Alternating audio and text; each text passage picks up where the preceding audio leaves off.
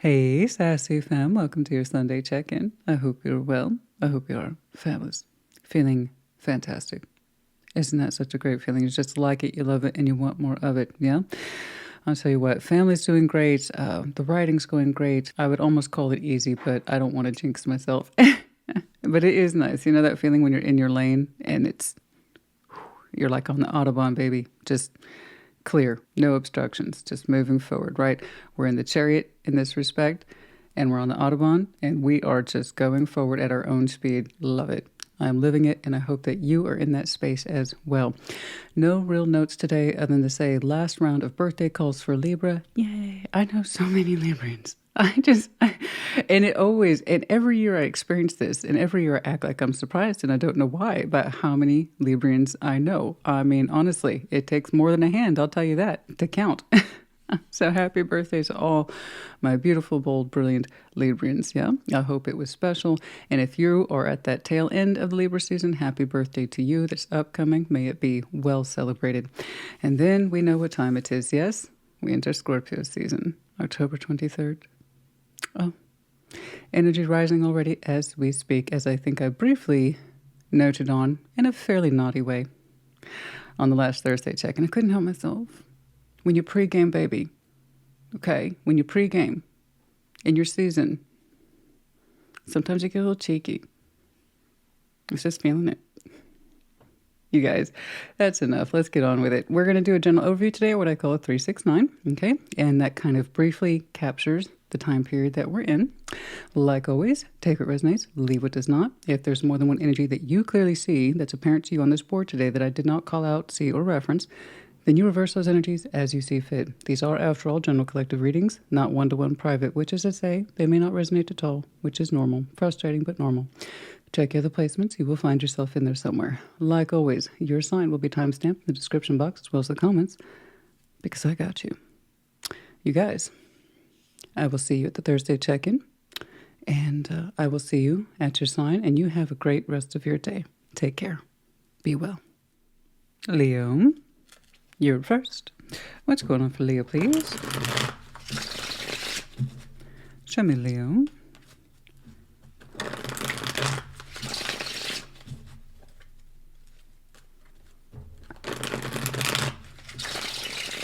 What is going on? Show me, Leo, please.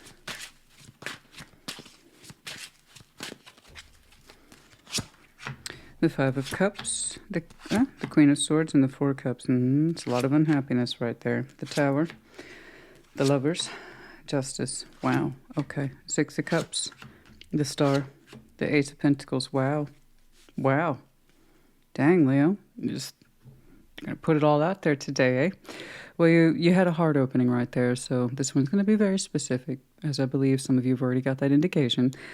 Five of Cups, Queen of Swords, the Four of Cups. Well, it's a truth universally acknowledged, as the line famously goes for Jane Austen in Pride and Prejudice. Oh. But here's the thing. Instead of your life going really, really well, and then it takes a turn, it's opened with a turn, and hopefully we're going to get into a good space. So it's a bit of the opposite effect there compared to, Pride and Prejudice, if you're familiar. Five of Cups, Queen of Swords, Four, it's a truth universally acknowledged. It's not that you're unaware of it. You're very aware of it. In fact, some of you might be hyper aware of it, or just it's always on your mind, because that's a lot of emotional upset with the five and the four there. One in and of itself is enough to be getting on with, never mind both of those cards, yeah.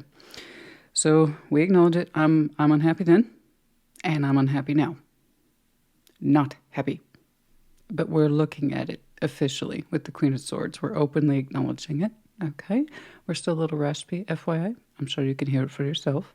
Okay. So throat clearing and all that. But yeah, I'm glad that you're not denying it. But goodness me, that's a lot. Specifically, I think it's interesting how the emotion of negativity surrounds you in the past, behind you, and is before you now. So it's like I was unhappy then, and I'm unhappy now. Let's talk about it. The Tower, the Lovers, Justice. Well, there is a kind of raw acknowledgement that's right around the corner for you about a strong connection here. And much to our surprise, we may actually want to balance with it, as impossible as it may seem. And it does seem the impossible thing to you, at least emotionally. But it seems like this is really hard to digest, right? But it's an insight that seems to be not far from you. And it's a strong one. And it's very much related to this hard opening here of we're unhappy with things then and we're unhappy with things now. I can tell some stuff went down between you and someone of significance. But in this very bold recognition of how upset you have been, it seems like there's no other conclusion but this.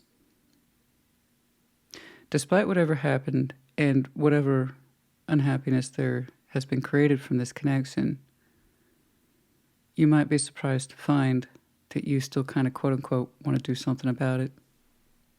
That you still have energy to spare towards it. I'm not saying you have to. I'm not telling you you have to do anything. I really can't read to you what you don't show me first. It has to come from you, okay? I can only really show you the stuff that's unexpected. For everybody else, it's mostly confirmation of what we're going through, right? So take what resonates, etc. But it come to find on the other side of that tower, this connection that we thought is not possible to achieve, and I don't want to balance with it, and there's nothing more to be had from it. Turns out there might still be an inclination there to maybe conceivably balance with it, karmically, technically, in that sense of justice. There is a sense here of balancing out the scales, wanting to, desiring to, and there's an appreciation for you about what you went through, and understanding that there might be yet more to play. But there's an opportunity to balance the scales here between yourself and someone else, as improbable as it may seem. There is a sense here of karmic due for one or both of you. It's like, now that I know and really appreciate what happened, I see the other side of things now. I can see things from their point of view. Okay? I get it. So there's a bit of a flip here. Now that I've gone through it, or I finally acknowledge it, or the feeling or the hurt, I get what they went through now. Somebody had a reckoning moment for sure, so this is what it's like. And now that we have that appreciation of the other person's point of view or their side, that means then, in theory, this can still be balanced. And I see that theory being put into practice in the future. 6 of Cups, the Star, Ace of Pentacles. That's beautiful. That's absolutely bloody gorgeous. And that has hope in there, real authentic self of 2 people in there with soul bond. Of course it is. I mean, how could you not be deeply connected to this? I have to say, somebody had a harsh awakening here, 3 majors, about, okay, I see things from their point of view. This is what I owe. And it's time I understood it. I get their feelings now. One or the both of you. Okay? And in this, there is a diligent sense of working towards peace, hope and desire, and 2 people really putting their wills together for a common cause. It's actually extremely admirable, beautiful. 6 of Cups, the Star, the Ace of Pentacles. I mean, sometimes it takes a radical shift of seeing someone else's point of view. Oh, this is how I lended to the situation. This is how I caused pain. This is what it feels like to be rejected. This is all that. Because that's fairly sizable, guys. Okay. And when we can appreciate this and communicate it, and 2 people can exchange openly and fairly in each other's best interest, that is best interest energy right there, 6 of Cups with the Star, beautiful things can happen. And I want that for you. It's very rare I get to see things like this because most people are like, well, they're an asshole and then it's done. And that's not worth ever really reconciling with, if somebody can be so dismissive and without empathy. Then it really wasn't a connection worth preserving. But if something stays with you, particularly that unhappiness, the Queen of Swords and the Four of Cups that I saw back here.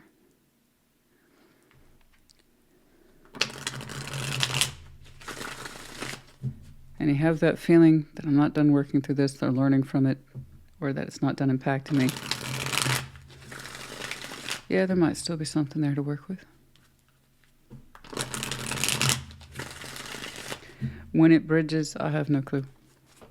Let's get some advice, please. It could be soon, whilst we are still in Libra season. Could be a little bit after. Six of Cups, Knight of Wands. There's the old fire pony, as someone would say. The Knight of Wands, the Six of Cups. Yeah, like I said, I don't quite know when this bridges, but it's consistent. I could by all right, I could by all right say that's you. That is your knight, your particular knight, but does it really matter? What else, please? Eight of Swords. Ten of Cups. Queen of Wands.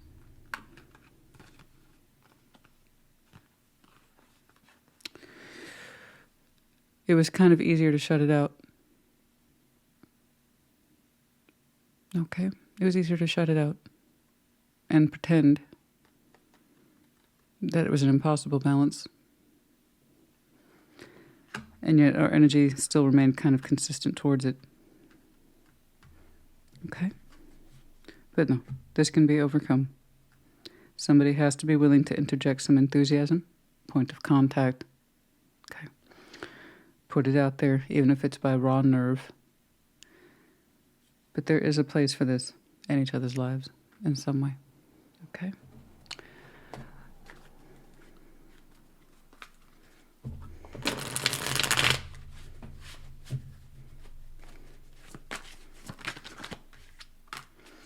Regrets. Oh, I see that.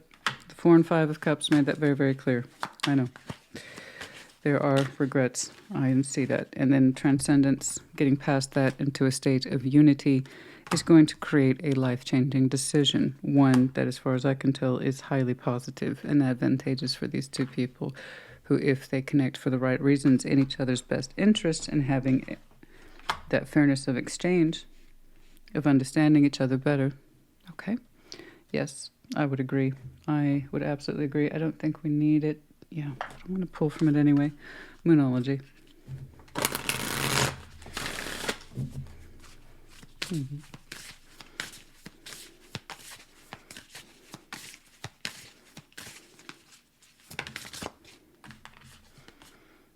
Reveal what needs to be seen. I knew you were going to get that.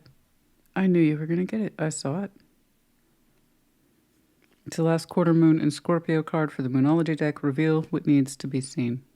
Okay, for some of you, an indication of Scorpio season. All right. We have 4 medallions here today. Gemini, Cancer, Sagittarius, and then Aquarius, but it's in the reverse, the keyword here being friendly. You might have any of these core placements in your chart or connecting to any of those signs. I prefer a letter or two, the letter J and the bat. Trying to hone in on this, trying to use our sonar and signals, okay? Because there is a common thread that you share between yourself and this person, a soul bond type thing, you know? Leo, honey, I hope this helped you. Put it in the comments. Take care. Be well. Sag, welcome to your Sunday check-in. What's going on for Saggy, please? Show me, Sag. What's going on? Show me Sagittarius, please.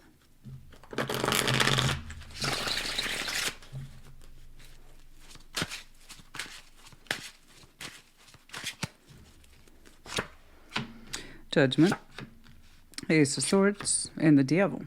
Oh boy. 5 of Swords, Justice, the Ace of Cups, Two of Cups, the Nine of Swords, and the Three of Pentacles. There's a lot going on in here today. My goodness. I don't think I've seen energy like this for you in a long time. A long, long time. My goodness. Saggy, what's up, honey?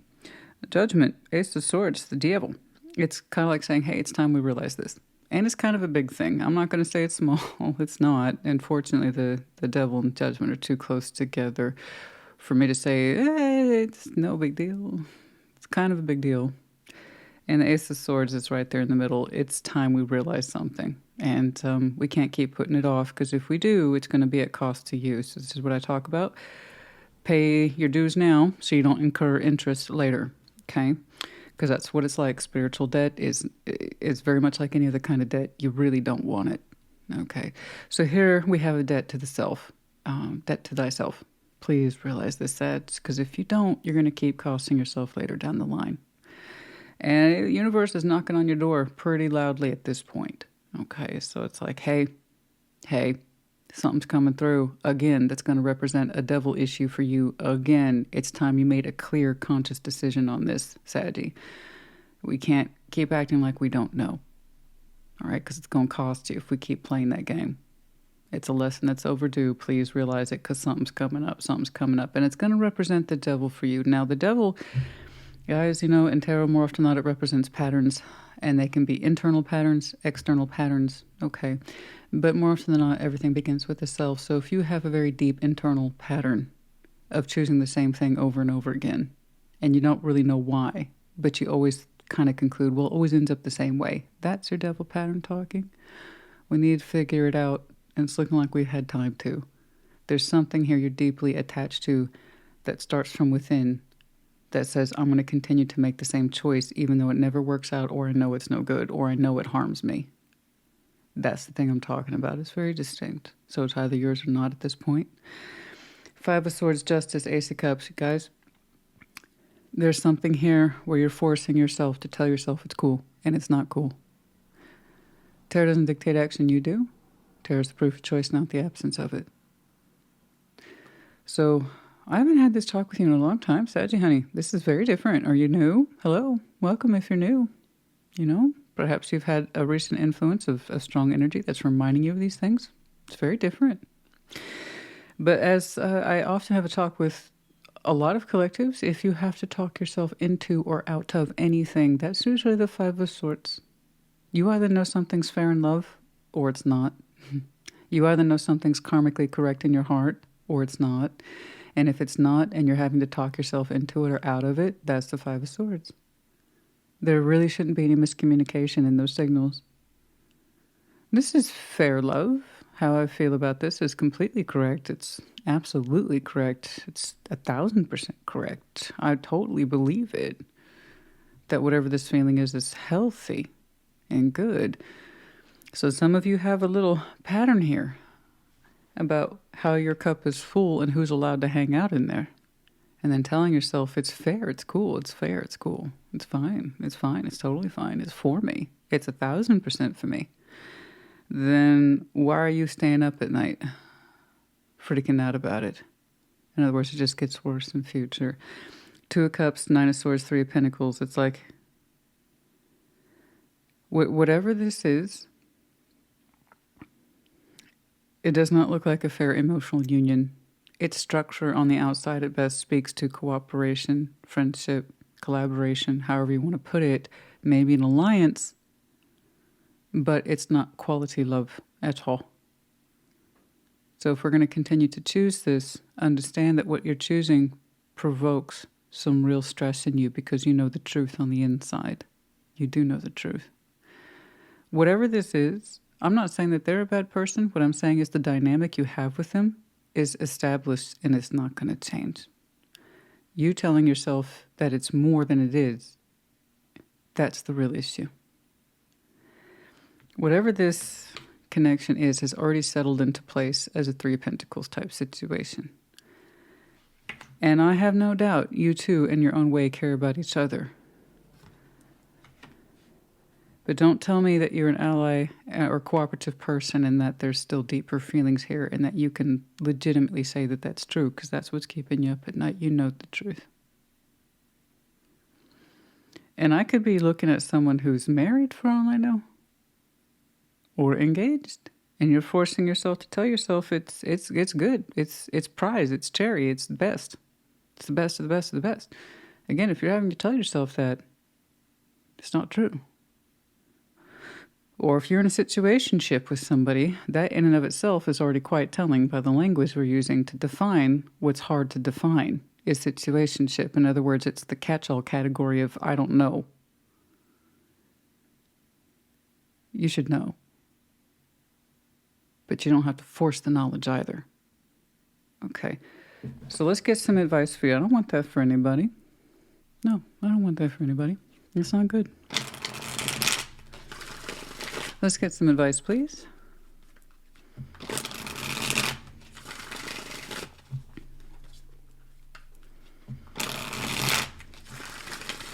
When somebody says they're your friend, believe them. If you called yourself a friend, then it's going to pretty much probably stay that way.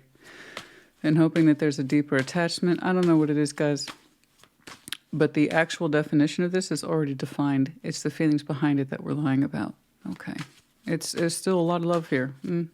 There's still more love to be developed. Is it? Because it seems like we're overdue here for a check. Let's get some advice, please, for Sagittarius. Eight of Wands, the Emperor, the Three of Cups.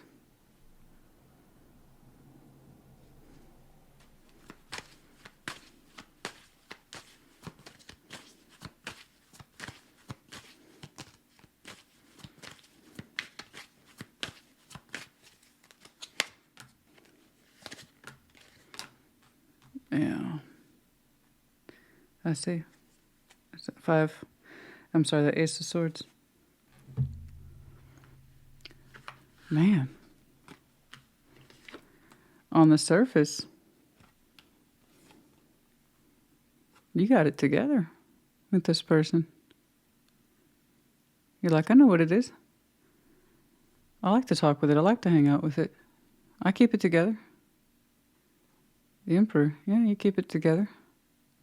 You communicate with it. It feels good, doesn't it? It feels celebratory. It feels light. It feels easy to keep bringing it together. Strong will about it too, the Emperor. It's like, I like this dynamic just the way it is. You like the dynamic just the way it is. It's your lane. It's your jam. Okay. So I push it. Page of Wands, Five of Wands, the Ace of Swords. That little guy's not too interested in the truth. That truth. So we went from a commanding emperor that says, I know what I'm doing. I like to communicate with this and like to have fun with it. I don't have any more expectations. I'm empowered. This is good. I said so. I dial that in a little more. I go from, I know what I'm doing. Okay. To, I really don't want to look at how this is causing me to fight. And that's the truth. And we shrank from the big emperor to a Page of Wands. Little guy has no chance to standing up to the truth there. Careful, Saggy, honey. I know you're fiercely independent and strong-willed. If you really want to continue to connect with this, by all means. I don't want to see you incur any more debt about the overdue truth here. Okay. So again, very distinct. Once more, I'm not picking on you. Okay. I read the cards. Like I said, I admit this is a little different compared to what I'm used to seeing for you. You know? Careful there. Some of you identify as the divine masculine. Okay. Or strong-willed. I know what I'm doing. Okay. The Emperor really doesn't need to make an appearance like that for Eight of Wands and the honey. There's the connectivity here with the Three. I get that. Again, it's hearkening back to that kind of lower level connectivity, and we're not, like, I'm fine with that. I don't expect it to be more, but yeah, you do. You do. You expect more to come from this. You expect more emotional extraction to come from this. A stronger depth to be here where there isn't. So if you're well and truly fine with that presentation, that cover of we're just friends and I'm happy with this, then why am I seeing all the self-sabotage behind it? Okay. And if it's a third-party issue, need I say more? Do you want to be on anybody's receiving affections of third-party anything? You will always be a third wheel. So, just a little FYI. Ask yourself, is that worthy of you? Because you want more in your heart. Whatever it is can't be that exciting, honey. The dick or the vag can't be that good. I said what I said. Until the contract's career, and somebody's in a commitment for some of you guys, yeah. And for some of you, straight up, simply, Sag is your Saturn placement. Okay?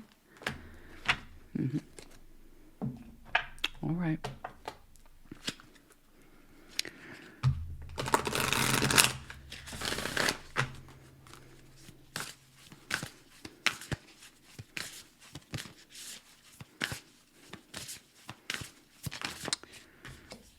I'm just going to say one final thought for those of you who are in that smaller bracket of third-party issue. Is this something you'd want to win? Doesn't look like it's something worth winning. And you wouldn't really win anyway, even if you did win. All right, last quarter moon in Pisces. Talk less, feel more. That's what I'm saying. Okay. You feel more about what's really going on here. It's in you. All right?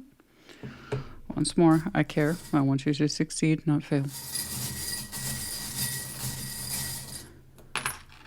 We have the letter D. We have the letter A. We have the medallion of Aries. I did see that here. Some of you might have some very strong Aries in your chart. Could be connecting to one. And then we have the goldfish in reverse, sign of Pisces, but also going back to the same card here, Oracle, the Pisces card. Talk less, feel more. We're not in harmony with what we're really feeling. Okay. There's a lot of context here, and I'm sure surface feelings that this is fine, this is adequate, but there's a deeper undercurrent, much deeper, that we need to get in tune with. Sag, honey, I do hope this helped you. Put it in the comments. Take care. Be well. Aries, welcome to your Sunday check-in. I do hope you enjoyed your full moon on the 17th. What's going on for Aries, please? Show me Aries. What's going on for Aries, please?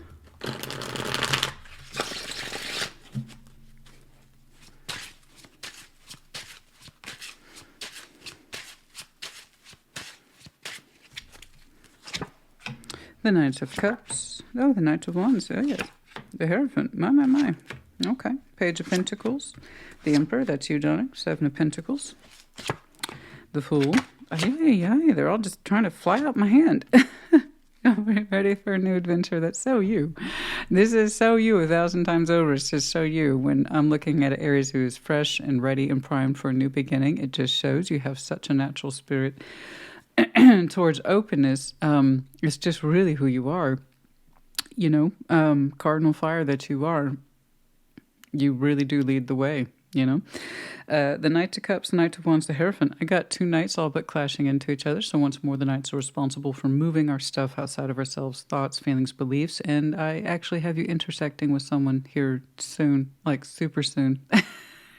Super soon. And those two are going to have a nice little reaction, I believe. So I don't know who this is. I do have the Hierophant here. So while someone is showing me enthusiasm and excitement, there is legitimacy backing it. So that's nice as well. But yeah, I don't know. I just had a feeling that you're like, I'm open. I'm just open. So I don't know who's intersecting who. I don't know. I really don't know. I just like the backing there with the Hierophant. So there is a sense of sincerity behind this, but more or less the two energies are kind of, they're connecting, they're reacting, they're excited, they're happy, they're expressing themselves. It feels good. It feels good, but with the Hierophant behind it, it gives a little extra sense of legitimacy. So, you know, a little bit of playfulness here, a little bit of expression, a little bit of vulnerability here, and then with a respect that the Hierophant warrants in this situation, that respect of, I'm really here and I'm present and I'm accounted for because I want to be. So I love this. That's great. You yourself, things are steady as she goes. Page of Pentacles, the Emperor, and the Seven of Pentacles. There you are. Once more, Lord's in charge, and you're saying, I have things right here, and I like it. So for you, the Seven of Pentacles in this respect, in this context, is not stagnation. It is, no, I got things right where I want them. I'm good. So you have things right where you want them, and you're leaving room for Page of Pentacles investments when and where you have the space. So that's one of the benefits, I will say, of the Seven of Pentacles, is that when things are nice and calm and developed and they're at a certain speed, or even a plateau, if you will, you actually have the advantage of knowing when to add and subtract casually. And that's all you're showing me is Page of Pentacles. I take time with incorporating new. I'm sitting on my Seven of Pentacles. I'm good. I'm good. And if I want to add new, I add new. If I want to take away, I'll take away. So I will say you're at an excellent vantage point or viewpoint of your everyday realities. So this seems to be your emotional self. You seem to be exchanging with somebody soon. As we discussed, your overall sense of pathway is fine. It's just where you want it. I would say you're more than fine. You're very commanding of it. And you're keeping it super cash. You're like, I like it. Now, here we have, that's great. Well, that matches the energy, so it's very appropriate. I looked down at it, and then boom, I saw the Fool. I just heard New Sensation in Excess, which is a great song. Great band. But yeah, the Fool, Four of Wands, Ace of Wands, that is absolutely New Sensation for you. So congratulations. We are very much open to new. We're feeling inspired. You know, there is a sense of relationship here that is really picking you up and lighting you. It's so funny because you're showing me commanding authority over here, but when it comes to your personal self, you're like, I'm free as a bird. I'm taking off towards this. I want to. I'm lit up. I'm on fire. Don't stop me. I feel gorgeous. And you feel gorgeous, and it is. It's New Sensation. It really does fit the label there, and it started right back here. And you seem to be so inspired and so light. Something here is developing, and it's exciting to you. And you're just like, you're not trying to put parameters on it. You're not trying to put labels on it. You're not trying to make it fit a box. You're saying, I feel this is waking up. Let's take it from there. That's it. That's all you got. I like it. I like it. Because over here, you're like, I'm predictable. I'm steady. I don't move abruptly. I like to be in charge of things. I like to incorporate new on my time when I'm ready. But this, you're like, I'm not going to put any labels on it. No definition. I just want to feel it. I just want to feel it. I'm open toward that. Let's get some advice, please. Yeah, you don't need too much, I think. But let's go ahead and let's get some advice, please, for Aries. Nice. Nice. Yeah. Let's get some advice, please, for Aries.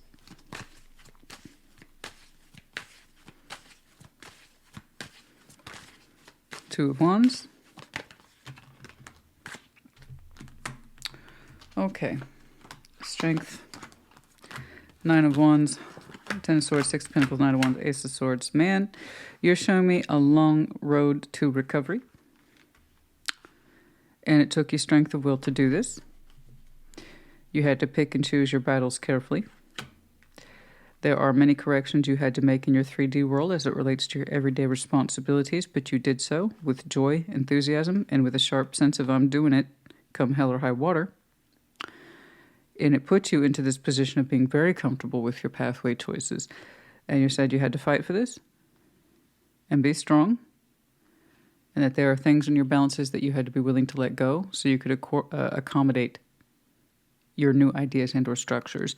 So you're showing me is that wherever it is you are, you earned it, and you're in a resting phase. That would explain that hardcore, I'm right here, and I'm good. It's no wonder you're showing me steadiness of hand, and you're kind of sitting on your throne there saying, I ain't moving. So some of you had a really strong background not too long ago where you really had to fight and extract yourself from balances that did not serve anymore and had the strength to pursue new ones. And now you're like, I'm operating on my dime and on my time now. So it really did free you up energetically to pursue new. So if that's where you are, then that's where you are. You earned it. You have free time Because you're showing me energetic and emotional free time and the willingness to open up and explore because this is so secure. So it's like you go for it, honey. You earned it. That's it. That's all they're showing me. Anything else, please, on the personal side? You're ready. You're ready. Yeah, like I said, you have free time now. Emotionally, you're ready to go. You're ready for some new experiences. I mean, you've done a lot of healing in terms of your heart space and flow, and you gave specifically your emotional expression time to rest and heal. And now you're at the point where you can open up. You've got a lot of spare emotional time. I'm not saying that you have a lot of time to spare. No, you earned that, even if you do. What I'm saying is that whatever this is represents time that you had to heal yourself emotionally, and patience there. Patience about where your heart would next flow. And now it's here. It's gorgeous. It's beautiful. Bravo, you've done it. Or you earned it, I should say.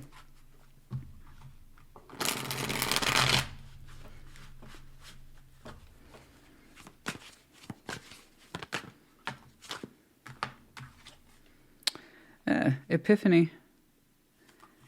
In reverse. Interesting. A celebration.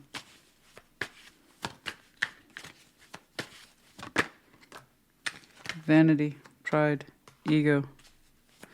Learn to celebrate the better parts of you. Okay? Hidden emotions. Epiphany. No epiphany. That's interesting. A lack of epiphany there. Hidden emotions. Some of you had to learn the hard way about ego, and I have to say this all the time. Ego, like all things in human nature, because humans absolutely reflect nature. There's a black, there's a white, and there's a lot of gray in between that. There is such a thing as healthy ego, healthy pride, healthy vanity. Ego is what keeps you alive. Let's make that clear. Then there's negative ego, all the crap that holds you back for one reason or another that you have put in place to so-called protect yourself actually can make things a lot worse about your life. Like always, it's on us as human beings to understand what our healthy ego is and what our unhealthy ego is. And some of you had to really learn that not all ego is bad, that there are some things that keep you moving forward, and that allows you to develop things like tolerance and boundaries. You know, this is what I will tolerate, you know, and I have to put my ego aside. And this is what is a boundary for me because my ego says this is a good thing for me and it helps keep me alive and keeps me functioning and to make correct decisions. So really having to distinguish your ego here, and that not all ego is a bad thing. That you learned that there are some things that keep you going, and there's things here in your work life or your everyday world that you will tolerate and things that you will not tolerate, and that was based on an ego decision. Yeah. About what you will accept in your everyday balances and what you won't. You know, and there's something in here distinctly that you needed more control, and that you needed a stronger sense of pathway and recognition. And so you dealt with that. I see that. That was very clear in your advice. But the lack of epiphany, no insight about something. You had no strong insights on this. You had to learn to celebrate yourself for the parts that are the driving force in you. It wasn't really an insight knowledge. No one really taught you. You had to learn it the hard way. Well, that's for you, honey. That's you 100 times over. I was hoping to see more of this influence here. But no. No. I see you learning to celebrate in a healthy way those parts of you that allowed you to move forward. It wasn't based on radical insight. It was through practice.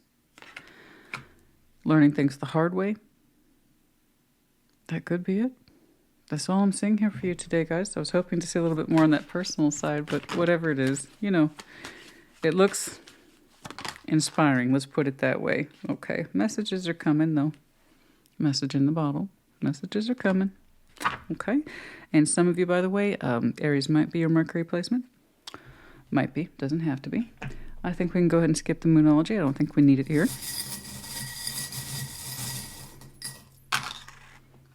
We have the one letter G.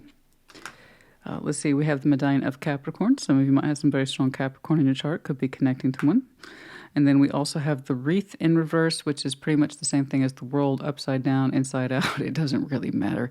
As one door closes, another opens. And then also it could simply be an indication by year's end. So we're talking late December to early January. There could be some activity here. But if I were to guess prior to December, okay? We have the busy bee in reverse. That's what I'm saying. There's the busy bee in the upright, and that's not a bad thing to work and work hard, but there's also that sense of, yeah, I did that. I want a smoother ride now. Thank you. All right. I'm not trying to be a busy bee. I'm trying to be queen bee these days. Okay. And the hive does the work for me. And I think that's where you are. I really do. There's a smoother pathway there. You're like, I'm shifting gears on purpose. Thank you. No, that's great. I completely identify with that. That makes perfect sense to me. Okay, Aries, honey, I hope this helped you. And as for this incoming energy, you know, it looks, I like the way it presents the Hierophant over an exciting kind of energy card. That's the Knight of Wands. It's like, I'm happy and I want to be here. It's enthusiasm. Please see that, you know, I choose to be here. I stand by this energy and I want to connect with you. So I like that. I do. And you're like, just again, new sensation, radiation down there at the bottom. The beautiful kind of radiation, excuse me, that new sensation. Ah, I love it. Aries, honey, I hope this helped you. Put in the comments. Take care. Be well. Aquarius, welcome to your Sunday check-in. Show me Aquarius, please. Show me Aquarius.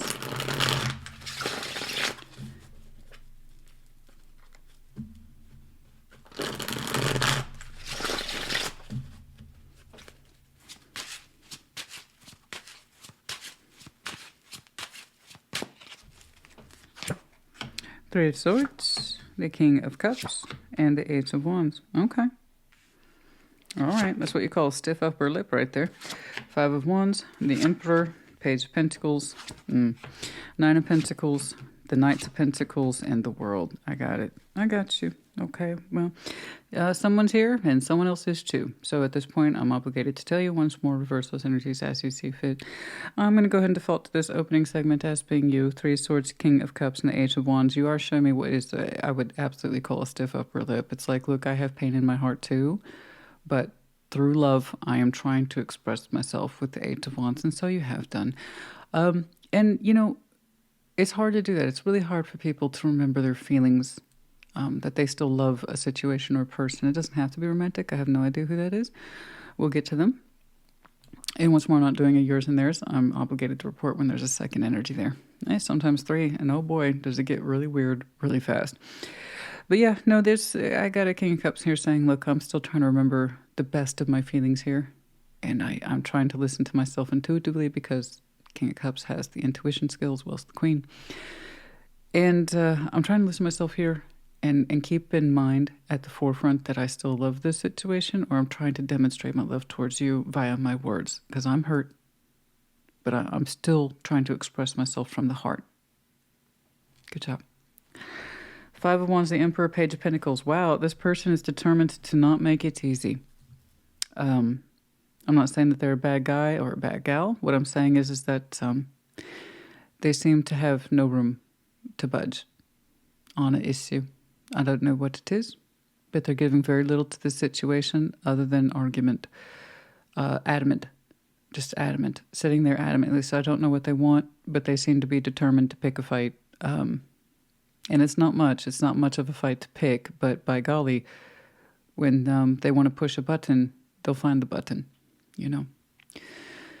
And I am sorry. It's really hard in a dynamic, and it doesn't matter who it is, guys, with a spouse or with a parent or with a kid, you know, when someone's really trying to express themselves through love and they admit, I'm hurt too. This isn't easy for me, but I'm still trying to remember to use my best words from a place of my heart. And the other person's like, well, not me. Da-da-da-da-da, da-da-da-da-da. And then they're done. You know, it's so hard. Now you can say, if I talk to this person, well, I have my reasons. I'm sure everybody has their reasons. But I will say this, real respect's real, and match energies. Good on you for expressing yourself the way that you did, but it's not being returned to you. So from my point of view, as well as perhaps from your point of view, perhaps withdraw your line of communication and action then. It's not being returned. In fact, it seems like this person's going out of their way to press a small button that represents aggravation, argument, disagreement, and kind of sign it off as the Emperor there. As, I don't see that energy changing or budging. Neither do you. Let's talk about that. Nine of Pentacles, the Knights of Pentacles, the World. Well, it's kind of like saying, I guess I'll go along my merry way.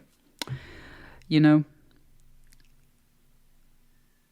it doesn't seem that you will continue to move in this direction, and I don't think you should either. There's something here. It's like, look, I have a big heart, but I'm not stupid. I'm experienced. I know how this goes. I know this is how it's going to shake out.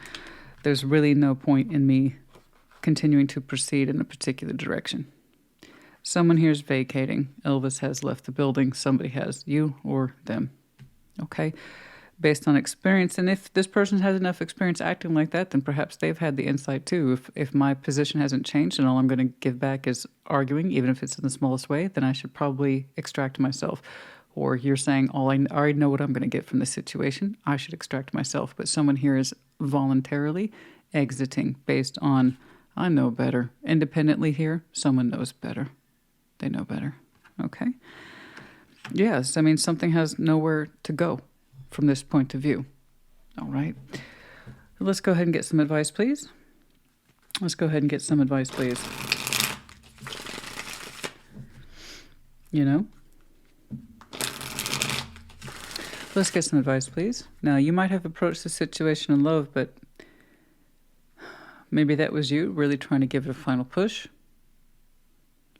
But you know better, or you have misgivings. I don't know. I really don't know. It does kind of feel like a final push to me on whatever this is. But again, match energies. If you're not getting it back, then you know. Okay? Regardless of whatever the connection is, guys. I have no idea who this is to you. But it speaks for itself, does it not? The Two of Swords, the Four of Cups. Okay, I'll take the fourth. Why not? It all amounts to the same thing. Two of Swords, Four of Cups, Death, and the Knights of Swords. Like I said, there is confusion about the long-standing unhappiness. Someone cannot see it, or they refuse to acknowledge someone's pain, their pain. Somebody is showing a distinct lack of awareness around the pain. Theirs, yours, perhaps both.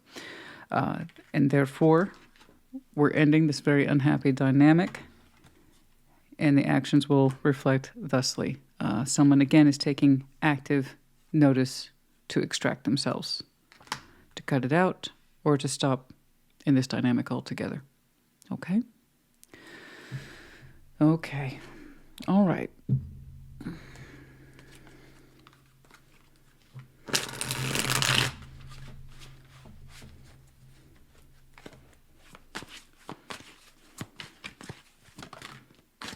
Spiritual awakening. Somebody did. North Node, cosmic, purpose, finding one's purpose, and following the North Node. If you do not know what that is, I strongly recommend that you get a detailed birth chart. It can be very informative to you. I highly recommend Cafe Astrology. I believe it's Cafe Astrology, not Astrology Cafe. Either way, Google it. It's really straightforward. They offer the best one, I believe, for free. It's detailed. So just discover what your North Node is. Like, so for instance, mine is Leo, which means my South Node is Aquarius. It's no offense to Aquarius. It's just particular to my birth chart. So my South Node, the last thing I should do is overthink things, because that's how I set myself up for traps. North Node, being Leo, suggests I should just take initiative.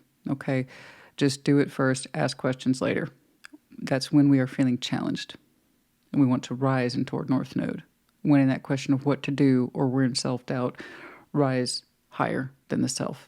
So whatever your North Node is, it could be, it could be Taurus for all I know. It could be Pisces. Point is that we want to rise into it and do the opposite of the South Node.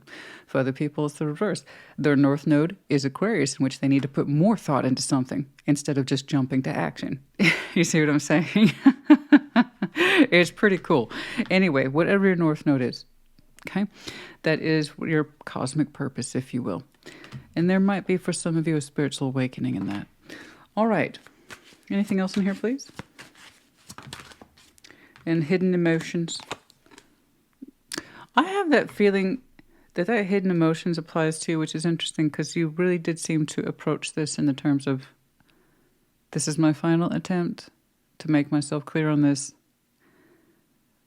But I think if you dug deeper, you'll understand there's more to it than this, because the way that this is so shut off, I would strongly suspect that for you, there's an undercurrent here that we need to listen more to. I appreciate your kind of final punch through to this situation. I really do. I think there's more to that Three of Swords. I do. I'd like you to listen to that a little more. Okay.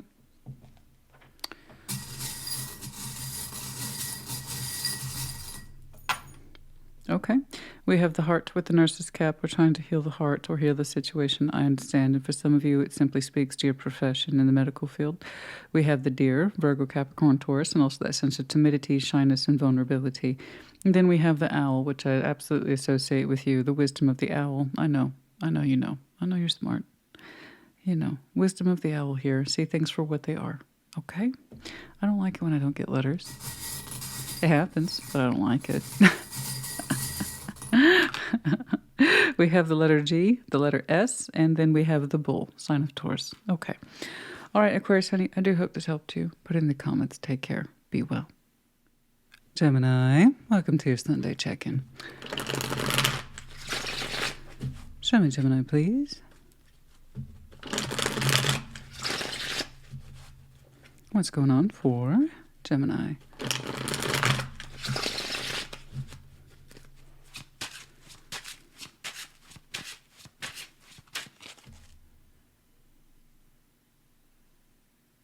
Beautiful. We're in the season of butterflies now. Well, the monarchs specifically here in the south in October. But oh, that's beautiful. It's still early yet, but we have some early monarchs too. Oh, sorry. I wish I could turn the camera so you could see the beauty of it. So I work near my front windows, and I have my beautiful roses. I think I got the last of the blooms going for the season. And I'm having some monarchs flutter around my rose bush. And oh, that was gorgeous. I just love those moments, those little moments.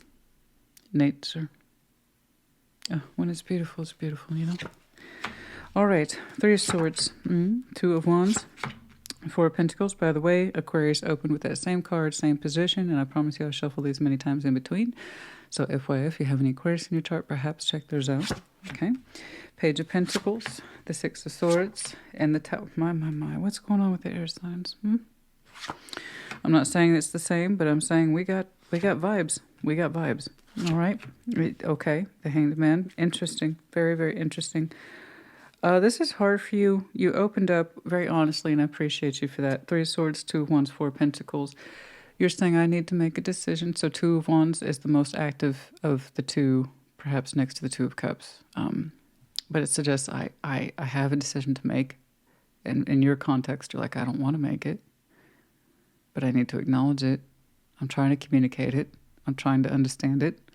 I don't want to rush it. But I understand I've been holding on to some pain, perhaps much longer than I should have done, particularly disappointment. Okay? Now, how far that disappointment runs, I don't know. You're showing me Four of Pentacles. You're used to holding on to it. So it may not feel like it runs very deep, but you have been holding on to it for a very long time. And I was like, I've been holding back on this. I've been holding myself back. I've been standing still in this position for as long as I can, and I'm trying to understand it. I don't want to rush the decision, but it seems like now is the time. Radically so. Page of Pentacles, Six of Swords, and the Tower. You're saying if I invest in moving on, oh boy, it could change everything. And it's uncomfortable. Okay, it's uncomfortable, as one would expect. Page of Pentacles, Six of Swords, the Tower. It would be on me. It could be destructive. You're kind of showing me, what if I go? What if I stay? Which one's more disaster-filled? Because you're kind of thinking about it from a casual point of view as opposed to an absolute. So it's still with you. And that's the thing about Six of Swords. When people open with that, my first thought is, are you coming or going? Right? Because it's not just about what we're leaving behind. It's also what we're entering. It's like, what if leaving this behind, quote unquote, is a disaster? What if what I enter into is a disaster? Honey, it's decisions like that that respectively stay human beings' hands all the time. But it's also that same stay of the hand that in and of itself will present itself as a tower further down the road if we can't make a decision. We get lost to the decision and therefore don't make one, which is still a choice. And then we're haunted by that too. So you got to ask yourself, what is it you can live with?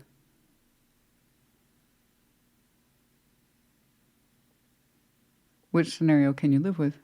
Making no decision. Time passes and you lose time. Leaving whatever this is behind because you don't want to hold on to it anymore and hope for the best. Okay? Or choosing to stay with it. And what does that mean? So what decision can you live with? Your future might influence you, so let's talk about that a little bit. 8 of Pentacles, you, the Lovers, your Power card, and the Hanged Man.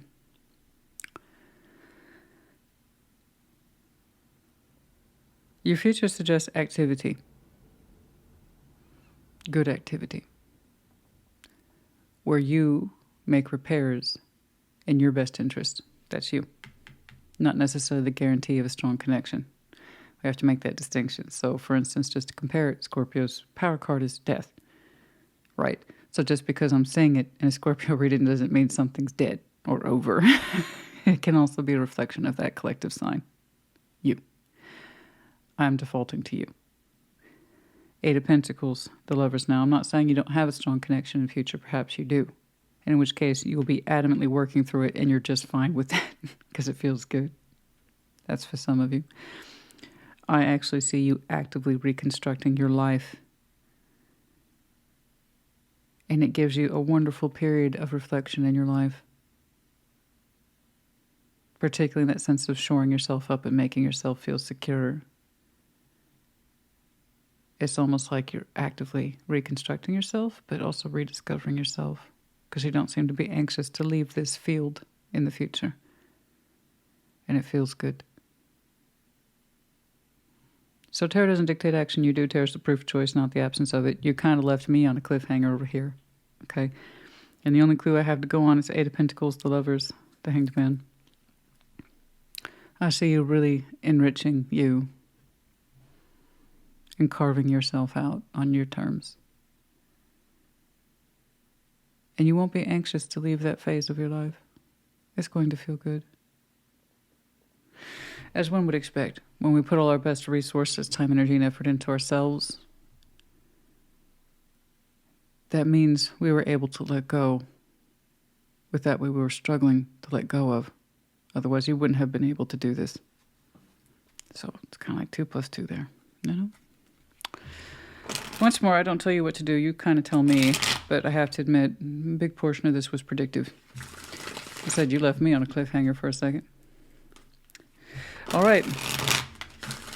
And that's what some of you will do. I don't know what the other group of you would do. Perhaps another question of the day, or you don't identify with it at all, in which case check your other placements. All right. Let's get some advice, please. And speaking of the monarchs, I started to say that's going to be a lovely cocoon phase for some of you. Although how we interpret the cocoon as human beings is largely misunderstood. A lot of people, oh, it's a gentle sleeping phase. It's really not. It's really not. It's actually it's volatile. It's a volatile experience being in a cocoon. You pretty much liquefy yourself. And you rebuild yourself into a butterfly. So not a simple process is my point. But for you, in the traditional sense of soft interpretation, you really do have this opportunity to cocoon yourself and rediscover who you are.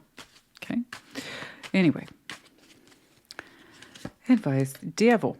King of Wands. 5 of Cups. Yeah.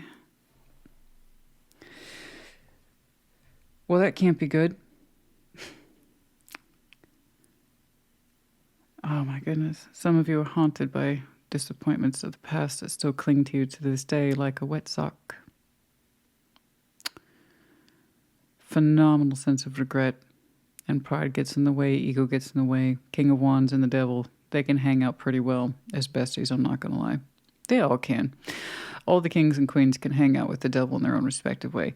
But there's that sense of pride was my Achilles heel in this one.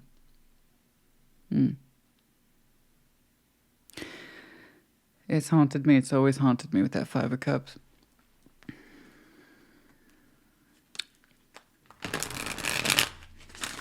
And it's kind of like that dual-edged sword. I regret being so adamant that I could hold on to this. That was out of pride, vanity, or ego. But it was also that same sense of ambition that told you you could.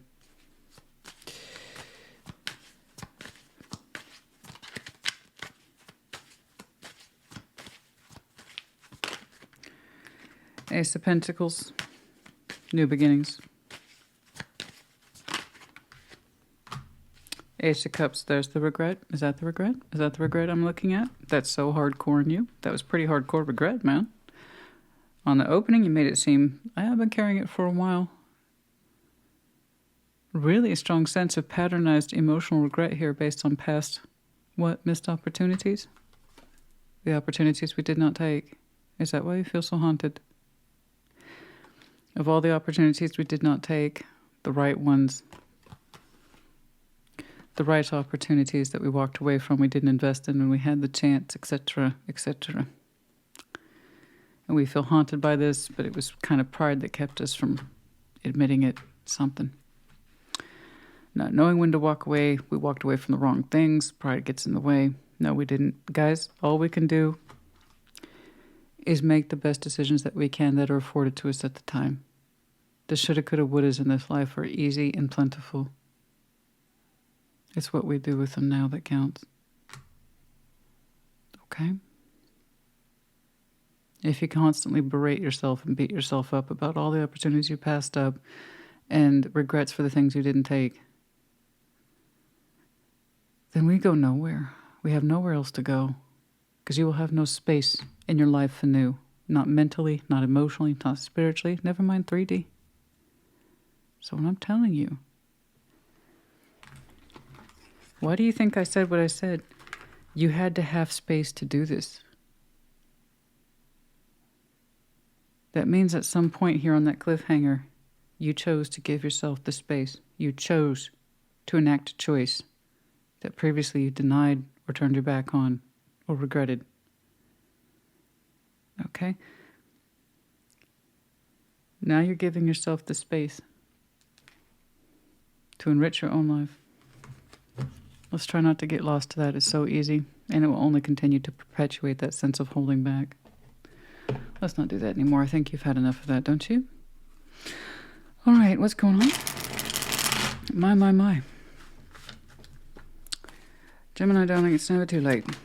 It's never too late. The confusion, Neptune, the illusion. Some of you, by the way, Gemini might be your Neptune placement, but that sense of taking the rose-colored glasses off and seeing things for what they are now. I understand.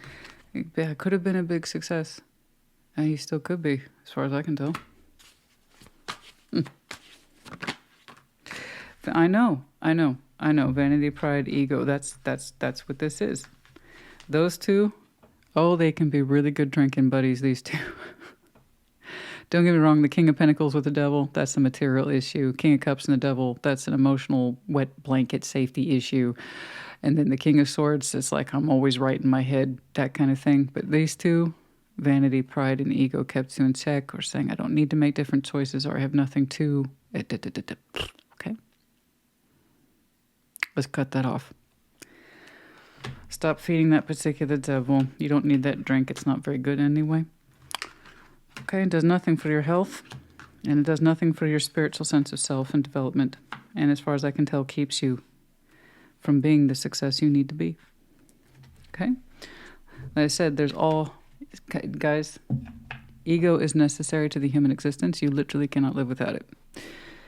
And ego, vanity, and pride, there are healthy versions of it, just like there are unhealthy versions. Like always, it comes down to how well you understand yourself. There's healthy ego and pride.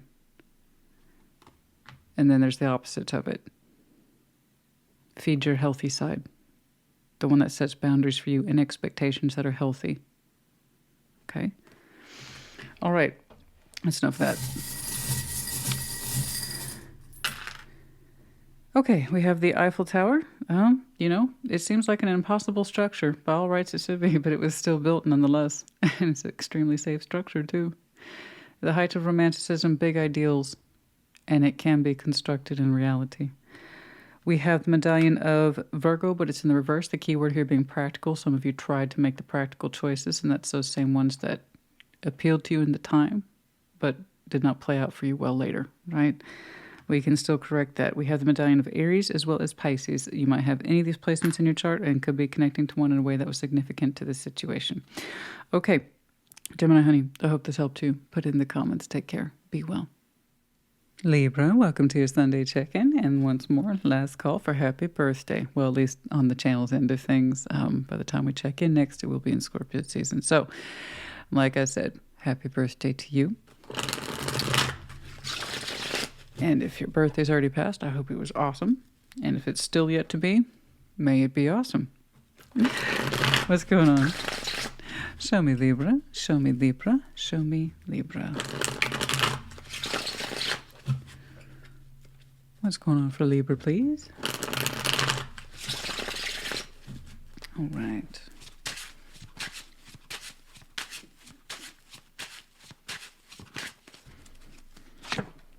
The Queen of Wands, the Five of Swords, the Queen of Cups.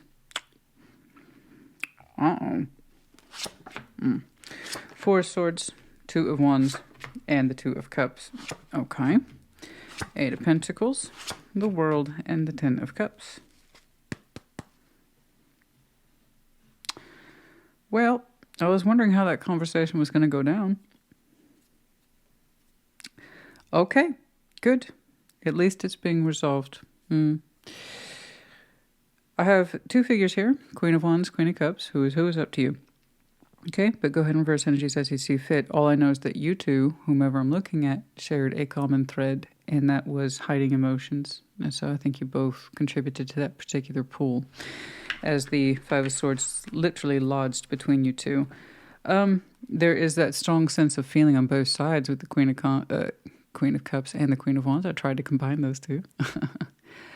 And in between these two is comfortably lodged the Five of Swords. So here we have a strong sense of feeling. Strong sense of feeling. Okay. And the both of you played your parts respectively about withholding certain things. You know, it's not accusation. I don't know how you two got in that dynamic. I just know that you both felt strongly towards each other, towards the connection, a common cause, a principle, a thought, and you were both kind of like, no. No. So I think you both got caught up in some sort of game where things were never truly revealed, once more in respect to one's emotions. Okay? It's like, I feel a lot for you, but I'm not going to say that. I'm going to be super coy. I'm going to let you guess. Or I'm going to tell myself, no, I don't. And the other person did the same. Kind of, more or less. So once more, if we're having to talk ourselves into or out of anything, we're feeling the need to protect ourselves, to withhold certain elements, be it our thought, our beliefs, our actions and feelings, then that is a form of self-sabotage, you know. And a couple things. Most people leave it unaddressed. It's just too uncomfortable, especially if they let too much time lapse and you're both trying to keep up the pretense of keeping things hidden. Eventually that will collapse on its own negative weight, okay? Because we're not being honest, right? And so if you two got locked into that habit, I usually see collapse. Now, if two people are able to, like, you know what, this is stupid. Why? Just for an example, I'm pretending like I don't care about you, but the opposite's true. You're pretending that you don't care about me, but the opposite's true. Can we just stop the bullshit and talk about it? So I didn't know how this was going to go down. I really didn't. But it seems like there's some resolve. I don't know when, but there's some resolve here. Four Swords, Two of Wands, Two of Cups. Again, this is active participation with someone else's heart space. Otherwise, you wouldn't be getting these results.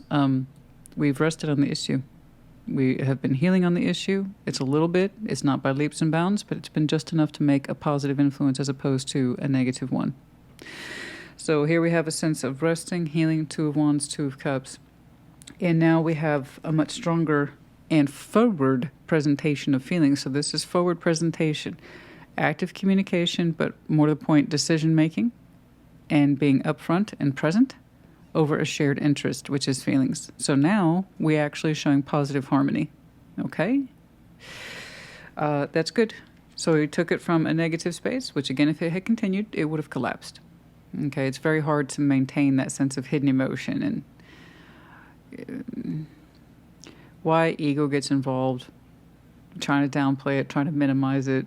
You know, it's not all that. It was both all that for the both of you, I should say. For the both of you, it was all that.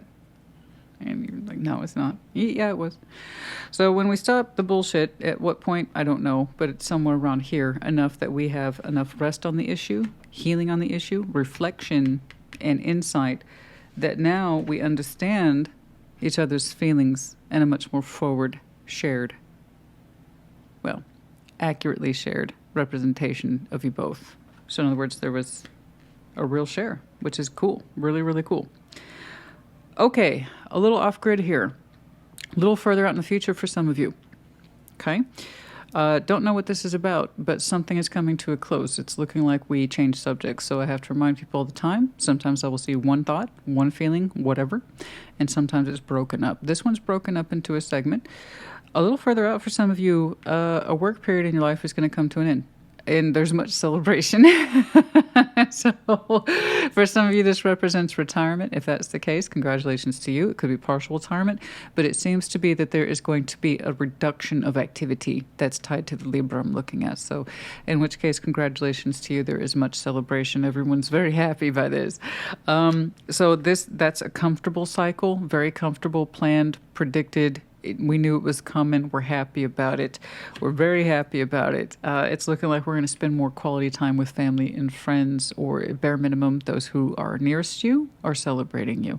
So congratulations to you if that is you. It's beautiful when we can put down the old pentacles there and put down our power tools, basically to generate activity. Generate activity, the master of our craft here. It's like, I don't have to generate that activity anymore, Christina, and it's so good. Am I crooked?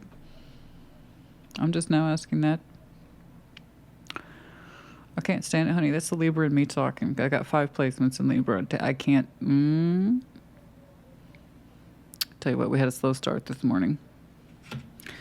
But it's like the fact that I'm just now noticing that just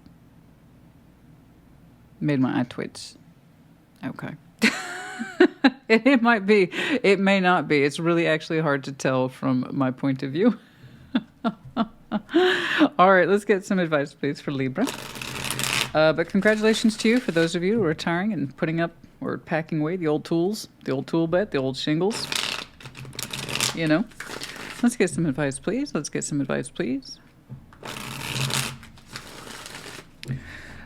I say, I never know.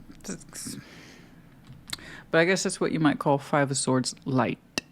If it's being addressed, then it didn't run too deep, thank goodness. You got to catch that shit sooner rather than later. Just because it's there doesn't mean it's always a guarantee. But I tell you what, if people leave that crap unchecked, eventually the negativity takes over and whatever that connection is collapses on itself. You know, we can't sustain hidden emotions. We just can't. I mean, you can, but that doesn't mean it's going to end up well. In fact, it usually doesn't. So good on you both. Ace of Wands, King of Swords, the Diablo. Ah! There it is. Good job. Bravo. I don't know who did it.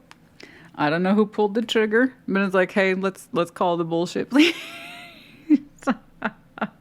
There's that Ace of Wands, the hope, the positivity, the genuine joy and enthusiasm. The King of Swords being very direct here. Okay. The Devil, there it is. Oh, so we slipped out of the Queen energy here, which is softer, trying to be more appreciative, more reflective, but at the same time, a little shy, coy, manipulative. I don't have any feelings to report. Somebody goes bullshit. Somebody eventually drops the bullshit. Okay, that's cuts through it. Yeah, somebody's got a pattern there. That's what I'm saying. Bravo to whoever addressed it. They know better. Someone here who knows better called out the situation. Called it the out. And I say, good on you. It's like, we don't have to do this. We don't have to keep up with this pretense. I got legit feelings. It seems that you do as well. This is our opportunity to be forthcoming. And if someone chooses not to join you in that space, then don't push it. You have your answer. But if someone joins you in that space and says, okay, yeah, me too. Okay, great. You got stuff to work with, but you can't work with falseness, and you cannot continue to work with someone who doesn't want to reveal. And it's not your job to hang around, find out, and continuing to prompt. You get one prompter. Okay? After that, your job's done. So someone, again, either meets you in the space of truth or they can't. And if they can't, it's not your job to hang around and find out. You already did. So accept the answer. If it gets prompted twice, it's because the other person, it finally hit them, oh, it is true. And they needed some time, but that's on them, not on you. So whoever did it, good job. All right? Temperance, that's beautiful. That's great. That is. It's really, really good. Well, I know he does, but I'm dealing with somebody, wrong language already right there. I'm dealing with somebody, I've revealed my emotions, but he just won't. So I'm going to be patient. No. He just won't. You have your answer. She won't. You got your answer. All right? And if they do, that's for them to discover. Again, you shouldn't be excavating anybody's emotions. They have to do it themselves. Otherwise, if they're not the origin of their own particular story, they're always going to reject it when someone's trying to prompt it because they're not ready to hear it. They're not ready to feel it. They're not ready to have the thought. That's not on your dime. That's not on your time. Okay? All right. Generous offer here. Oh, yes. Generous offer. Growth. Somebody has some massive growth over the summer. Growth over the summer. Generous offer. I'm very curious about that generous offer. North Node. Some of you, Libra is your North Node. Cosmic purpose, trying to divine that. So, by the way, if you don't know what your North Node is, I strongly recommend you hit up Cafe Astrology. It's a free birth chart generator. Okay. And it's really good. It's thorough. Discover what your North Node is and rise into that. Is the point. All right? And try to avoid your South Node. That's the opposite of your North. Okay. Messages. Okay, messages are coming. For some of you, by the way, Libra might be your Mercury placement. But messages are coming. Generous offer. There was a massive growth spurt for somebody here over the summer, this past summer, rising into their purpose. Messages delivered. Okay. Okie dokie. Artichoke. Okay. We have the letter J. We have 3 medallions. We have Sag, but it's in the reverse, the keyword here being optimist. We have the medallions of Gemini as well as Taurus. You might have any of those placements in your chart, could be connecting to one. We have the Pegasus, that sense of freedom to take off and pursue our delights, the freedom to fly, the freedom to go, to choose our own destiny, this kind of thing. We have the symbol here of snowflake, winter, time of winter, transformation, and also Scorpio energy. Okay. Libra, honey, I do hope this helped you. Put it in the comments. Take care. Be well. Do we hear this? I hope you don't, but I do. Taurus, what is it about your collective sign that it says, yes, yes, bring it on? Bring it on. Bring on all the work. Bring on all the labors of the outdoor adventures. Yes. Don't tell me it's because you're fixed earth. That's not a good enough excuse. That's not a lawnmower, honey. No. That's my neighbor taking down a tree. And they're chipping it. I know what tree that is, too, so I can't say it's not overdue because it is. Okay. That dead tree be hitting my property? But still, why? Why is it your sign? Why? Anyway, hi Taurus, welcome to your Sunday check-in. What's up? What's going on? And Taurus, you smart ass, don't say it. I'm feeling chipper, Christina. I knew you were going to say that. I knew you were. In fact, I'm feeling... Smart ass. I know I'm feeling downright chipper, actually, now that you mention it. What's going on? Show me Taurus, please. Happy Sunday, or whatever day it is you're saying this. What's going on? Show me Taurus. Show me Taurus. I know somebody from the Taurus Collective the other day said, you always share the best stories during Taurus's messages. I don't have a choice. Do you hear this? I mean, every time there's something. Also, I have a lot of stories, honey. I've been blessed to be connected to so many of you throughout my lifetime. You guys give me ample material to work with. Let me tell you. What's going on? What's going on? What's up? 7 of Cups. The Knight of Pentacles. Page of Pentacles. Yeah, take your time. Looks cool. What's going on? Page of Cups. Lovers. You've been on a lover's train for a minute. Well, you keep taking that train, honey. It's beautiful. It's a beautiful ride. Gorgeous. I'm glad you bought your ticket, honey. And remember, though, you buy the ticket, you take the ride. Two of Cups. You're like, I'm on the train. Okay? Punch my ticket. Give me the credit. I'm giving you credit. Get out of here. You gorgeous, sexy beast, you. Get out of here. You're like, I'm taking my time. I'm being super cash. No rush. I'm good.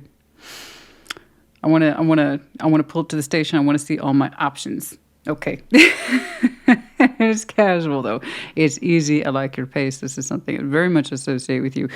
And Seven of Cups, this is the classic interpretation of I'm being open, man. I'm just being open. That's what's up. We're going to check it out. We're going to take the scene. We're going to see which train is the right love train for me. Okay, because once I get that ticket, I'm going to get it punched. All right.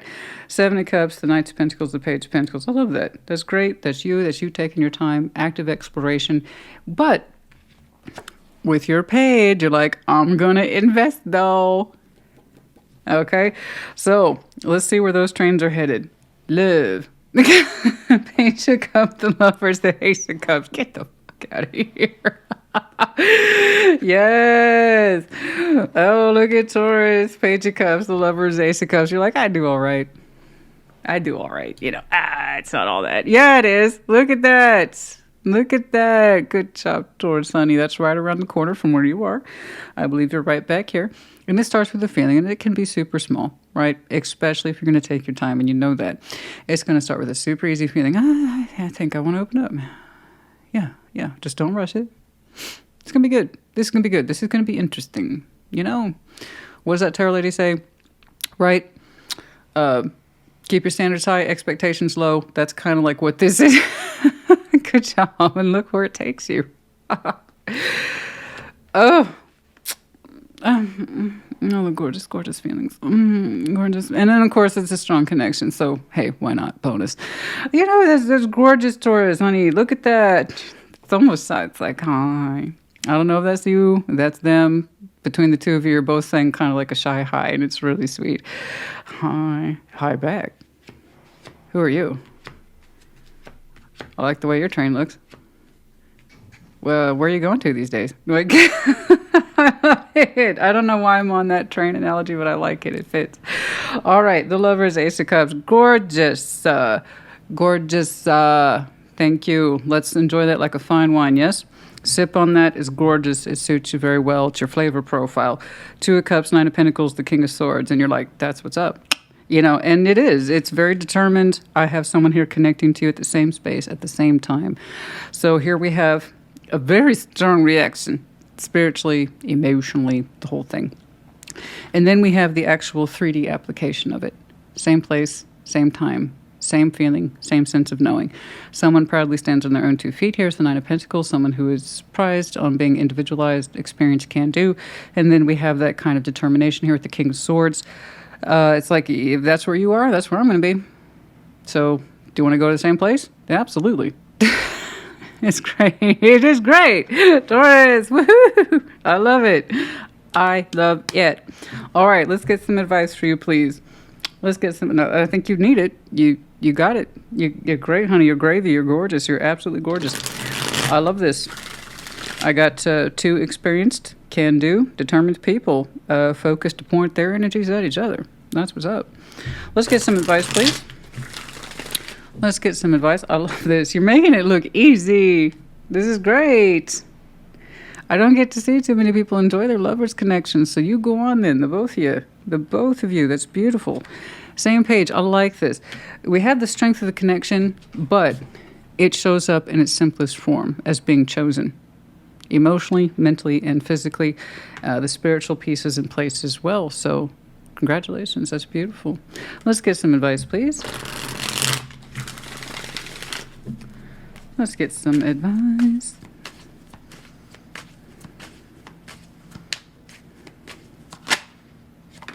Queen of Wands. Well, I'm sure. The Empress, 3 of Wands. I've been waiting for a good... Okay, so no, that's the other side. Oh no, I'm such a sucker for the 80s. What do you want? It was good music. It was moody. It was emotional. Sue me. Okay? Yes, waiting for a girl like you. Except, you know, however you want to do it. That is a lot of feminine energy. But it's gorgeous. It's hot. It's established. It knows itself very well. This is likely a combination of your two energies that fit together very well. And there is that sense of waiting for the right one, the one. But it's not just a theory of useless waiting. Oh, I just hope things will work out and it'll just fall in my lap. No. You remember, you kicked off that journey, honey. The Knights of Pentacles. That means being an active participant. So that's not useless waiting. It was knowing which ticket train to invest in, if you will. You got a good one, too. Look at that. There's heat, there's passion, there's generosity, there's love, support in all the right ways, in all the best ways, empowerment, and just knowing the right one when you see it. That's what I'm saying. Good job, honey. Good job. Yes. That's absolutely gorgeous. Advice is keep on keeping on. You absolutely know this feels correct. Go with it. That's great. Don't fix what ain't broke, honey. There you go. That's beautiful. Take that and run with it. Don't look back. There you go. Wow. So much generosity, warmth. There's a maternal instinct on there, but also a fiery sense of independence. It's absolutely gorgeous. Beautiful. Someone who knows thyself very well. You're in there too. All I can tell is that your two energies complement each other very well. All right? Oh. Oh, my solar. Oh, look at that. A soulmate. Do you think? Could be. Maybe. That could be it. North Node, some of you, simply Taurus is your North Node, or whatever your North Node is, you're rising into it beautifully, your cosmic purpose, if you will. This is it. I don't like using that language because it just, forgive me if it sounds cheesy, but I like cheese, and it does kind of smack of the one, and I don't like using that because people can get caught up in that label and be like, the one, I'm all about the one. Calm down. But I'm sorry, I'm still realistic. I might be romantic, but I'm still realistic. There's that sense of, calm down. The right one is the right one is the right one. And some of you are really rising into your North Node, which, by the way, if you do not know what your North Node is, that is easily figured out if you want to go to one of those birth chart online generators for free. A good one is Cafe Astrology, and you can get one done for free. And you can figure out what your North Node is if you don't already. So North Node is what we rise into when we're feeling our higher selves, or we're feeling challenged, or we're feeling provoked in some way. We want to ride us into that North Node and do the opposite, which is the South Node. So for instance, my South Node is Aquarius. My South Node being those behaviors or default patterns that do not serve me. And I know this, and I should know this by now, is to overthink things. So that means then my North Node is Leo. Sometimes it's just better to act first and think about it later. Take the initiative and just go with the fire, right? So that would be my North Node. For other people, it's exact opposite. Their North Node is Aquarius, and they would do well with thinking a little bit more. That kind of thing. So whatever your North Node is, that's what we want to rise into and meet that kind of traits and characteristics. More so when we feel very, very strongly about something, or the opposite, challenged by it. Okay? Anyway, I hope that helps you. So you haven't done that yet. It's fascinating. It's very thorough. I strongly recommend it. Okay. And for some of you, simply Taurus might be your North Node. Anything else in there? Epiphany. We got some insight coming for you. Cool. There's nothing wrong with a little bit of an epiphany. Oh, so many. Okay, we have the letters D, Y, the medallion of Libra. Some of you have some very strong Libra in your chart. Could be connecting to one. And then also, whilst we are still in Libra season, there might be some activity here. We have the busy bee in reverse and upside down. We are taking our time. It's non-directed, just keeping yourself open towards it. It's not like it's a mission. It's not like you have a hive to report to. It's interesting. Not busy, not being distracted, making real space for this. Beautiful. The four-leaf clover, for some of you, just simply good luck. Good luck. We have the little dog medallion, Taurier. Christina. I was trying to combine words again. I love doing that. Intentionally, unintentionally. Apparently, I like to do it. Terrier, Yorkie, Chihuahua, small dogs. And the heart within us is Cap. Some of you have healed your hearts, or it speaks back to your profession or something like that. Beautiful. All right, Taurus, honey, I do hope this helped you. Put it in the comments. Take care. Be well. Virgo, welcome to your Sunday check-in. What is going on for Virgo, please? Show me Virgo. What's going on for Virgo? Let's do one more. Show me Virgo, please. All right.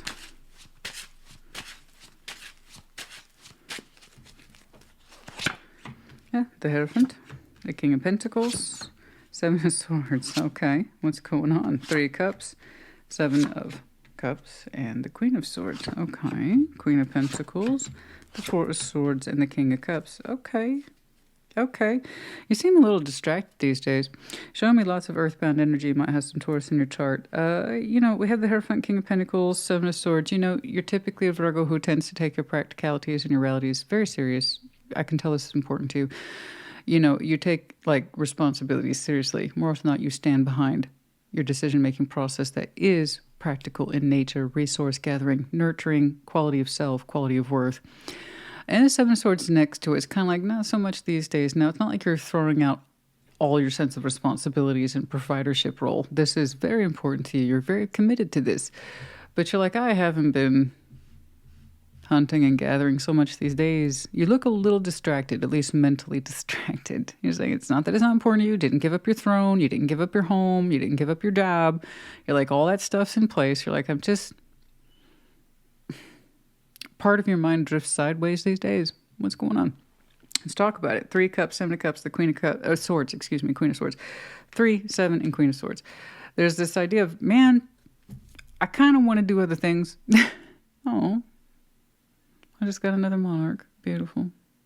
It's early season for monarchs here, but they're coming. And I have this lovely little rose bush they keep flitting on, as I got to see for Geminis. It was really nice. Anyway, sorry. I record near my front windows, and sometimes nature can be very inspiring, which is why I record here. It beats the squirrels. All right. So here we have that sense of, I think I get it, and I think you get it too, or you're going to acknowledge it soon enough, that part of you that's mentally restless and says, look, my responsibilities aren't going anywhere. I kind of have that in the bag. I know what to expect. I stand by them every day. You're true to your word. The mental part of you that breaks off says, this is what I'd actually like to do, though. It's a lot different. It's softer, but with a determination to do so. So here we have the mental awareness as before. Perhaps you're still back here. You're not entirely aware of it yet, but you will soon. So here we have the full awareness that I'd like to connect to a softer, funner, nicer place. 3 Cups, 7 Cups, you know, that's the active exploration of feelings, connecting, reconnecting, joyous, lighter, just feeling good in good company. It could be an exploration in love. It could be just hanging out. It could be just getting some emotional relief we're kind of lacking back here in our everyday life that, again, you stand by. But you're also showing me, I don't know, just boredom. It doesn't feel like boredom. It's more like, I want some more emotional consideration these days. God dang it. Come see the softer side of Virgo. Yeah, but no, that's it. It's a very easy admission here. I'd like to do this. I'd like to connect. In love, socially, just whatever. I don't know. But you're like, I acknowledge it. I see it. Let's do something about it. Queen of Pentacles, 4 Swords, King of Cups. Yeah, you do. You kind of went from I'm being open to you caught some sort of fish here, and it's kind of a big fish with the King of Cups there. Queen of Pentacles, you went soft on this one very quickly. But it's interesting. You went from I want to keep it open. I want to connect, not just with one person, but, you know, just have some social, emotional something. Stir the pot, feel something, generate some sort of activity. I know this. I got it. I figured it out. And then you went from that to big fish. So I don't know who that is, but you feel a lot softer towards it. Okay. And then the Four Swords, there's a resting element between you and this person. So a sense of reflection, healing, feeling good about each other and each other's company. I don't quite know. You went from, I really have no idea of who I want to connect with. I just know that I want to it's that person. And it has some, some specific, that's my list kicking in, elements tied to it that says reflection, insight, peace, calm, serenity, healing. And it softened you in a good way. You went from masculine, I got to take care of business, this is what's up, to this feels good to me. Something about this sees your worth. It recognizes your worth, and it recognizes it from the heart. It's gentle. It says, I know you. It says, I love you. And it gives you a lot to think about. It gives you a lot to reflect on. So I say good on you. And I don't know who this is to you. Perhaps this is someone whom we needed to connect with, and you didn't know you were looking for that until you connected with him. Perhaps you were looking for, like I said, just some basic social, emotional activity. And in that process of being open, we rediscovered this person and their element, and it soothes you considerably, But it keeps you in mind above all your sense of self-worth, and that's how you know it's a good connection or a healthy connection, by the way. It can recognize the best in you, and make you feel at ease or at peace. And there's something about that. There's a lot of care and protective emotional energy coming from this person towards you. Puts you at ease, that's all I know. All right, let's get some advice, please, for Virgo. One more.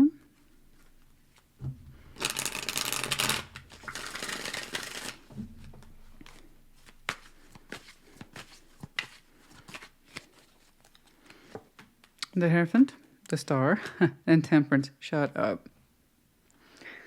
Okay, if you have a lot of Taurus in your chart, perhaps check theirs out. The Star, Temperance, wow. Wow. That's beautiful. You just pulled 3 majors, honey. You just pulled 3 majors. Wow, that's very soothing. Very soothing. High hopes, high energy. That's not just commitment to the known world and your responsibilities. This is commitment to spiritual peace and healing and hopes and desires. It's all good when they're connected like that. That's gorgeous. That's bloody gorgeous. Whatever this is, connect to it, is the advice. I strongly suspect you didn't know how much you needed this until you started to be open towards it. And I don't know at what point the influence appears. I just know that's when you're actively open to social emotional connectivity that it pulls through as this is the one we were looking for. Not like the one we're looking for is in the love goal. Maybe it is. I don't know. I'm saying this was that feeling that was pushing you to connect. It puts you at peace or helps put you at peace or at ease with your sense of who you are and what it is you're being guided towards. Okay, and it's very soothing. Why does it feel like whatever this is has a huge... Someone here is a natural healer. Is it a natural healer from the heart? I almost want to say it borderline generates some spiritual awakening activity for you. I don't know. But it makes you or puts you in mind of, oh yeah, there's so much more my higher self could be connected to other than just my everyday world of responsibilities. I have a commitment to myself too, to believe in things like dreams and goals, and I'm a good person and I'm worthy and things like that. Goodness me. As a counselor, healer, something is here. I don't... But it sees you. That's all I know, is that it sees you in respect of who you are. And believes in the best of you. Loves you too. It's gorgeous. It's bloody gorgeous. So, going back to my advice, the sooner you start to generate this activity, the sooner we can get this into the mix, yeah? So, it's very lovely. It's lovely. Okay. It's lovely. Gosh, I actually want some details there. nurture, compassion. It's very nurturing and compassion. There you are, a Queen of Pentacles. It's a reaction. It's nurturing. It's compassion. It's loving. It's informative. It's healing. It really brings out some of your better. So, like, again, it's just the softening element here. Here's the, I know what I'm worth and I accumulate it daily. Thank you. That's my business. And I know my worth, and I'm worth nurturing and compassion too. And you are. Of course you are. Of course you are. You have a lot of earth in you. Chemistry, passion. I didn't see the wand activity here today, but I can't say that that's not an underlying element for some of you. Absolutely. Okay. We have chemistry with this person, possibly underlying passion element, but the thing is, it's... What happened? Fascinating. This is interesting, especially given chemistry and passion was back behind. At some point, I don't know when, last spring, some spring, I don't know when spring, not future spring, this is a past spring. There's a spring influence for the divine masculine about toxic and bound patterns that connected us to chemistry and passion. Now, chemistry and passion is not a bad thing. It largely depends on what we do with it, as in all elements in nature. We can have beautiful, positive, glowing, inspirational, healthy chemistry and passion. And there's the kind that where someone's poorly connected to it. And you take a beautiful thing and you fuck it up, right? By making it a pattern, a form of masculine ego identity. Sexuality is a thing of pride. I don't know. But it was very interesting to me because what you showed me here, largely, between yourself and this person, is love. Compassion, nurturing, care, quality understanding between these two individuals. There is a huge, huge difference of opinion here between what was and what is. This is the opposite of this. This is is anti-healthy masculine, right? Where we feel sexually, toxically bound.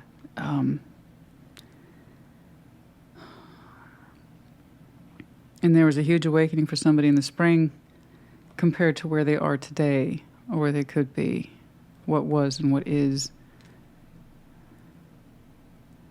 And that passion doesn't have to, it's not a bad thing. A passion is also a form of nurturing and compassion. It's not just negativity. Sometimes you can be passionate, crazy about somebody and still very much care about them because the premise behind that passion and chemistry isn't necessarily toxicity, but love. And you can have someone who uses their love but misconstrue it for passion and chemistry, and then it goes into a bad place. And I don't know, but the difference here is wild. I mean, it's absolutely wild. So that means in this interim here between somebody's, I guess, being unbound or enlightened to sexual toxicity, since the spring, we've had a hell of a transformation. It's gorgeous. It's beautiful.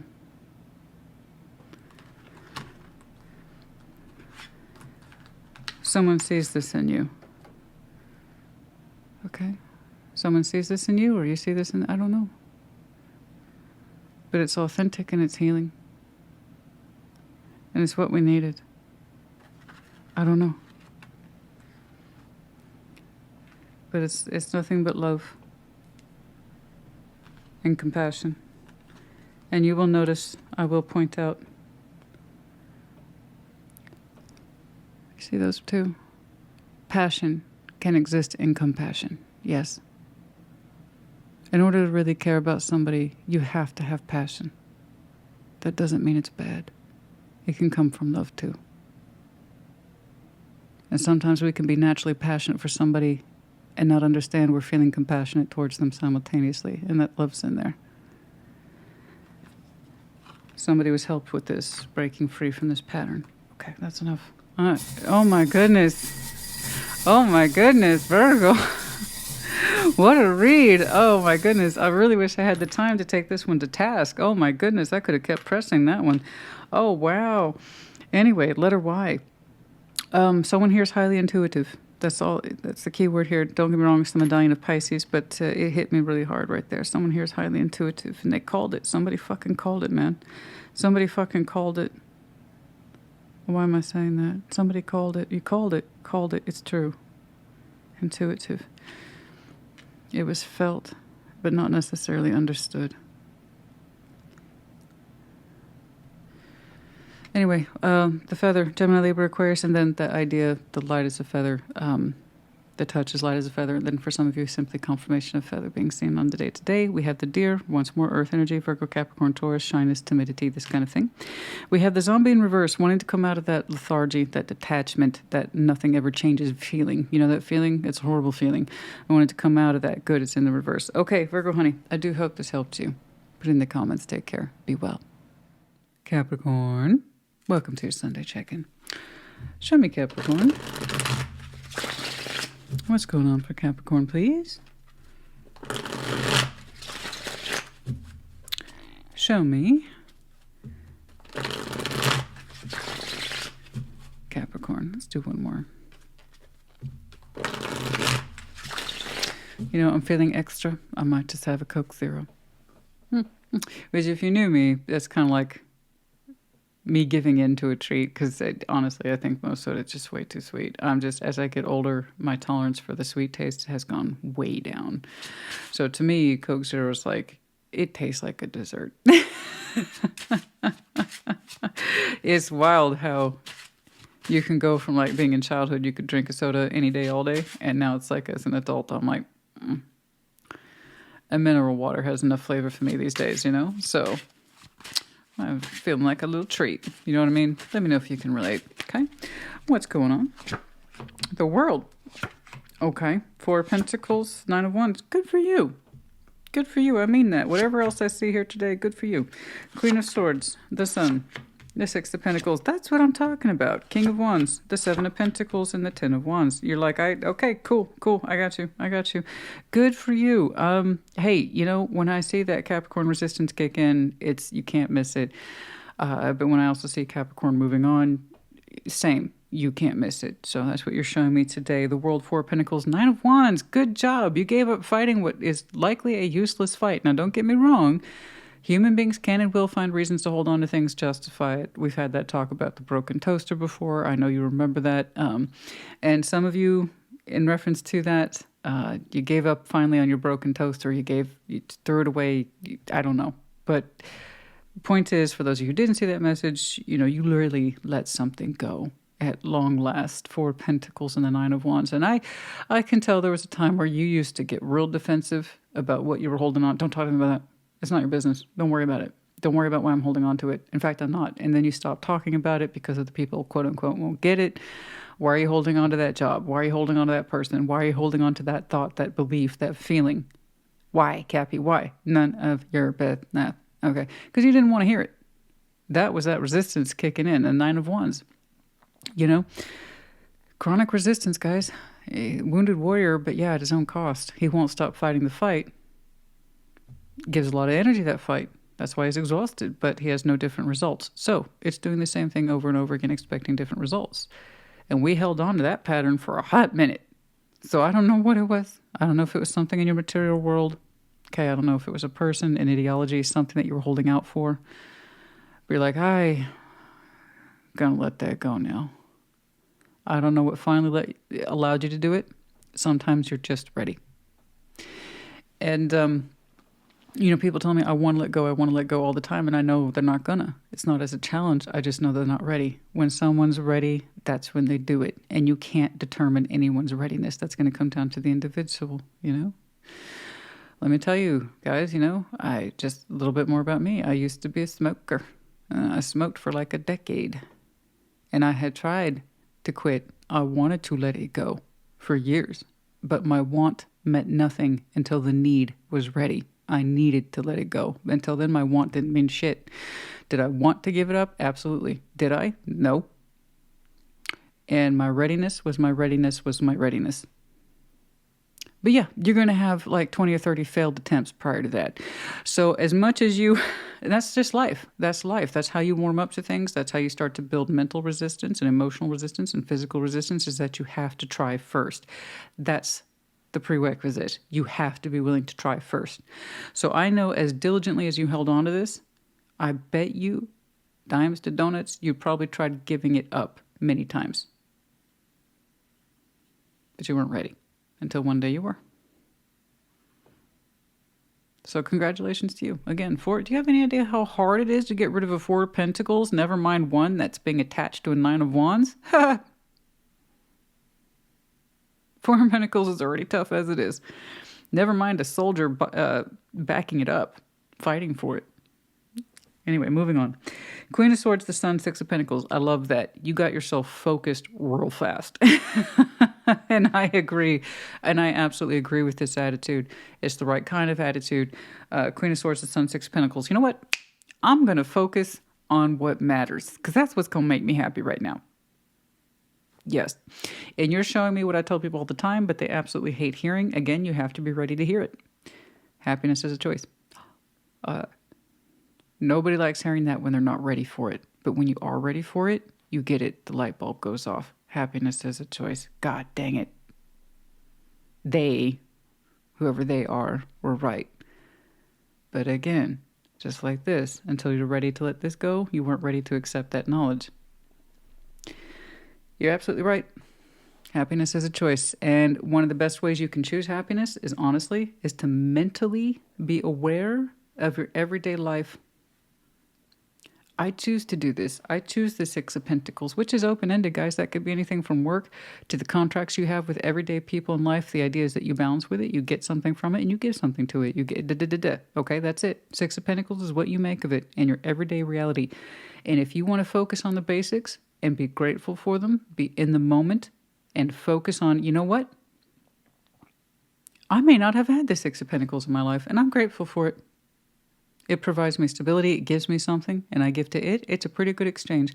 And again, that could be anything. But the idea is that you're focusing on the basics, and it makes you happy. It gives you something to look upon and be proud of yourself for and happy with. And you get to participate in it, and you say it's yours. Yeah, I love it. Will other things come in time? Absolutely. You're determined. In fact, you start to dig in a little further. In the future. I'm not laughing at you.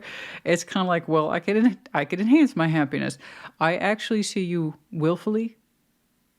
This is your choice. You're saying you want to take on more. Oh, okay. King of Wands, Seven of Pentacles, the Ten of Wands. And that's an admission that it's going to be not easy. But like I tell people all the time with the Ten of Wands, especially when I say it in context to pathway or work, you have to know your Ten of Wands. It needs to be the Ten of Wands of your choice. So if you're going to carry hardship, it needs to be the hardship of your choosing. You know, for as much as I love my career, it's got its cons too. And that's the 10% that I have to carry. And I know it comes along for the ride. You know, that's the same thing with anything. So I see you like, okay, let's expand the happiness I want to. So I actually see you, and it's not by a lot, but you're saying a little bit can tip the scales for me. So whatever it is that's a little bit that can tip the scales for you, that's what you're choosing to do. And you're saying you got it.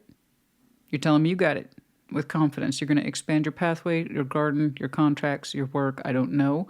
But you're saying, I want to take it on. I want it. I want the responsibility. It's not too much. It's just going to take an adjustment. That's all. So I don't know what it is that you're expanding, but you're already good at it. And I like how you're showing me a kind of sunny, ambitious disposition towards it. You're like, yeah, it's going to be hard, but I got it. I got it. I got it. Okay? I believe you. I don't know what this is. And if you feel so inclined to put in the comments, share or don't. But the point is, congratulations to you. You were ready.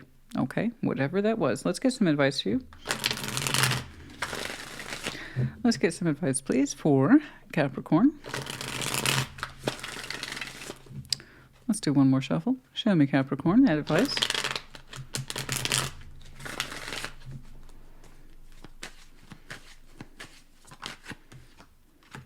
Page of Cups. Seven of Pentacles, the Eight of Wands. Yeah, good. Focus on what it is you can control. Focus what it is, or what what it is that you're already working on, because that seems to be the focus.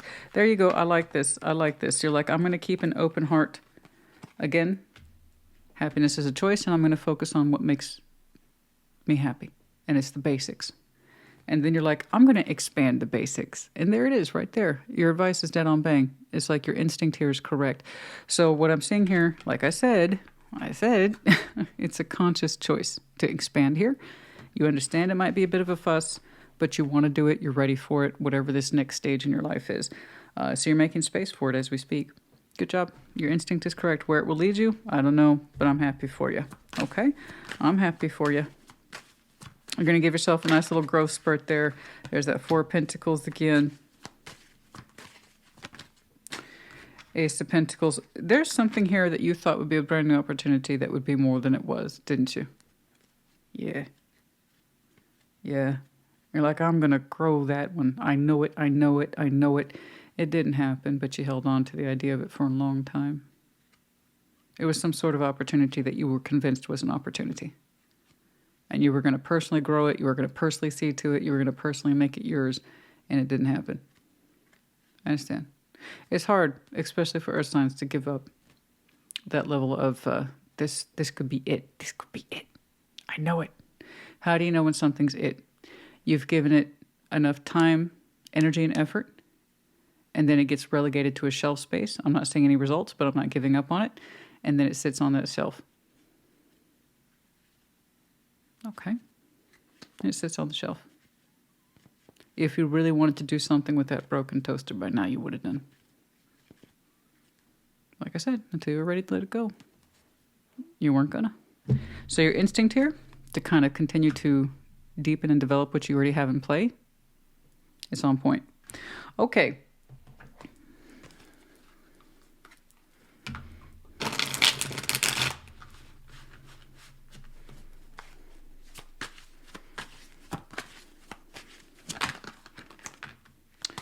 Yeah, codependent, very dependent, very I know. Codependent on what? Success? Self-sabotage. Do you feel, maybe if you were being a little bit honest with yourself, you have a tendency to get in your own way, and you create false dependencies on yourself. I have to do this. I have to complete this. I have to do this. And it's a weird a kind of unusual, shadowy form of self-sabotage and codependency. Only I can do this. But you're not doing anything with it. Okay. You know? Runner, limitations, fears. Is that what you told yourself? Is that why you told yourself to hold on to it? If I just drop this now, if I don't cultivate it further, I'm just running away, and I'm limited by my own fears. Yeah, we limit ourselves by holding on to things that we know aren't working, but we tell ourselves we got to stay in it, right? Yeah. It is a form of self-sabotage. It's just extra fancy. That's all. No, you don't want to be accused of running away from something that you started or tried to generate, right? Honey, we cannot understand the endeavors that are correct for us if we fail to understand what isn't working for us either. So give yourself the credit. Goodness me. I think some of you expect way too much from yourselves, and not all of your ideas are going to pan out. Not all your endeavors are going to pan out. That's life. How else will you learn? How else will you understand where you're better utilized in this life? Not utilized, but where your time, energy, and effort's better spent. Unless you know what it is that fails. You got to allow yourself to fail sometimes. Stop being so hard on yourself, okay? Yeah. Honestly.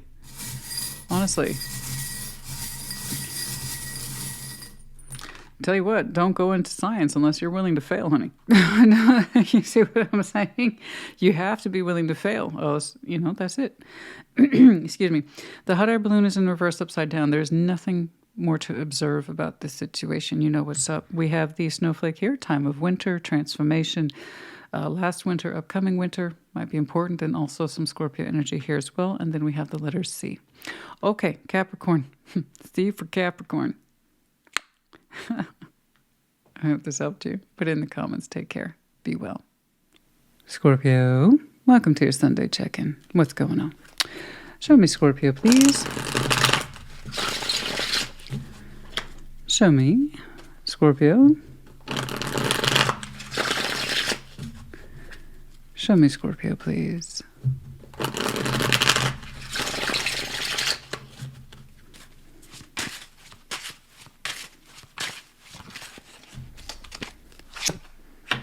A Five of Swords, Two of Swords, and Death. Oh, good. Well, you put a stop to that. That's good news. That's good business right there.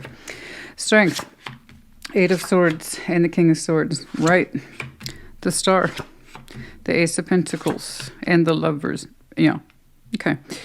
What seems like a difficult and or short-term sacrifice up here, well, there's more to it further out. It's okay. I don't think you know. Why would you? I think many of you are still back here. You recently gave something up, and I mean recently gave something up that bare minimum got you into a space of lying to yourself a lot. Five of Swords, Two of Swords. You know, when those two add up, it's nothing but trouble. I'm having to lie to myself, and I'm going to act like I can't see it.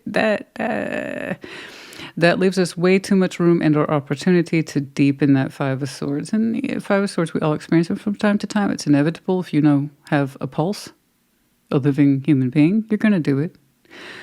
But you can absolutely deepen it. And I think you were headed in that direction until one day you weren't. With Death, there you are, darling. It's like, well, that's enough of that business. Me lying to myself and acting like I can't see it. It does not do well, right, to be blind to these things. It's like, what does that tarot lady say? If I'm having to talk myself into or out of anything, I should probably stop. And never mind act like I can't see it. I can't act like I don't know what's going on. I do. I'm lying to myself, or I feel like I'm being lied to because I'm confused. I'm confused all the time. I'm confused all the time, and I don't believe in myself or whatever the situation is that allowed those lies to generate, or you allowed them to generate for a while. I'm not trying to give you too much shit because you eventually stopped it. So I don't really care where you're coming from. The point is that you put a stop to it once you understood. Okay? So good job. At some point you couldn't tolerate the bullshit, the lies, the manipulation from yourself or from others. It's like, you know what, you keep telling yourself that, Chief. I'm going to go over here now where, sanity rules. And I'm not trying to believe anyone's nonsense, mine or yours. When it's like, I'm not going to participate. Mind games, manipulation with the self or with others. Don't know someone else is involved. I'm just saying it can be internal as well. So let's not dismiss that. As soon as we start talking Five of Swords, at some point we started lying to ourselves, regardless if there was outside factors such as people. Okay? So there you are. Done. Strength, Eight of Swords, King of Swords. You're saying, huh? It's taking a lot in me. It's taking so much in me to look at the truth. Because it's uncomfortable. You lied to yourself long enough to know that you have uncomfortable truths in there to pick apart. But you're determined to do it. So I admire you for that. Because we're going to repeat these things if we don't learn from them. So here's what could have been a pattern. And stopping it's not enough. I'm sorry, but it's not, right? But the Scorpio I'm looking at, you know this. You're not stupid. Stopping the behavior or the issue wasn't enough. You now have to be willing to learn from it. Otherwise, you'll repeat it, right? If we don't learn, we are doomed to repeat. And you're like, I ain't in that business. I'm in the business of learning, even if I don't like it. Because strength is there. Strength is there. And the King of Swords wants answers about all this so-called bullshit with the blindness and self-imposed and putting it off. And I don't want to look at it. Well, the King of Swords is getting all up in that business now. So we have the strength here to look at this, to examine it, to understand our role. Where did we start lying to ourselves? When did we start believing in our own bullshit? When did we start believing someone else and not calling them out, not calling ourselves out, not calling a spade, misconstruing intentionally the situation so it could better fit our frame, blah, blah, blah, fuckity blah. Okay, we're not doing that anymore. So I want you to thoroughly pick that carcass over, learn from it, and so we don't do it again. Because that went a little too far, didn't it? Yeah. That self-deception there, and I can't see it. It was the truth. Something there was glaringly obvious, and we didn't want to see it. So you whipped out some strength, you whipped out some King of Swords, and it's like, this is the truth. To myself or to this person or situation, this is the truth. Okay. So I think we're back here. And that's going to be a discernment process that's going to unravel over time. I don't know how long. You learn from it as you learn from it as you learn from it. Point is don't ignore it, right? Okay. Now, the Star, Ace of Pentacles, the Lovers. Isn't that better? That's so much better. So I don't know when, babe. I have no idea. It's not really a matter of with. I was literally, good Lord, Christina. I do it so phenomenally too. I lack so much patience sometimes in my own speech. Part of that has to do with my lisp, yes, but also because I'm trying to convey in a point that I will combine words. I will just combine them because I'm trying to speak faster or trying to acknowledge the point faster. So it's not really a matter of if, it's a matter of when. The Star, Ace of Pentacles, the Lovers, my oh my, sweet as pie. Whatever that is, awesome. No, that's beautiful. And the thing is, you couldn't have gotten here unless I saw this first. There's something about this that has to be done, dusted, and complete. Completely done away with and put away with like an old broken toy. Okay? We're no longer playing around with childish things. When we're done with this, and the lies to the self or with someone else, when we stop playing around with the nonsense, we open up to the realness, and the Star, Ace of Pentacles, the Lovers. There is a brand new beginning here. One of highest hopes, values, desires, and drives. A longevity star. Based in reality. With a strong connection. Scorpio, honey, I've seen you focus on career and finance, which I completely respect. I'm right there with you. For months and months and months. But are you daring to open yourself back up to a lover's division? Am I seeing the entry point for you getting back into the so-called game, which, by the way, this should not be a game. But it's absolutely bloody gorgeous. That's what that is. Star, Ace of Pentacles. Oh, my, do I wish we had the details on that one. Isn't that gorgeous?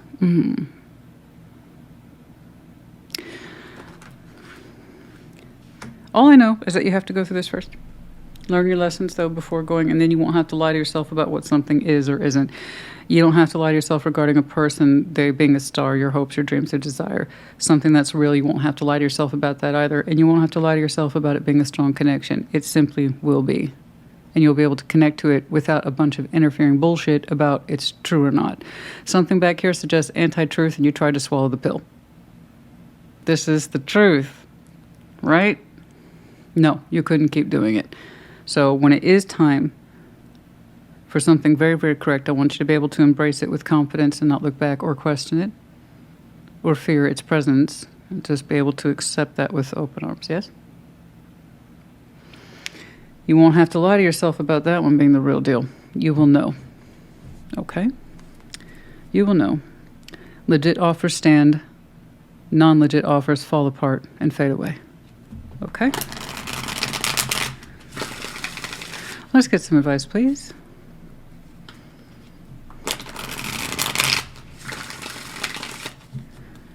Let's get some advice, please, for Scorpio.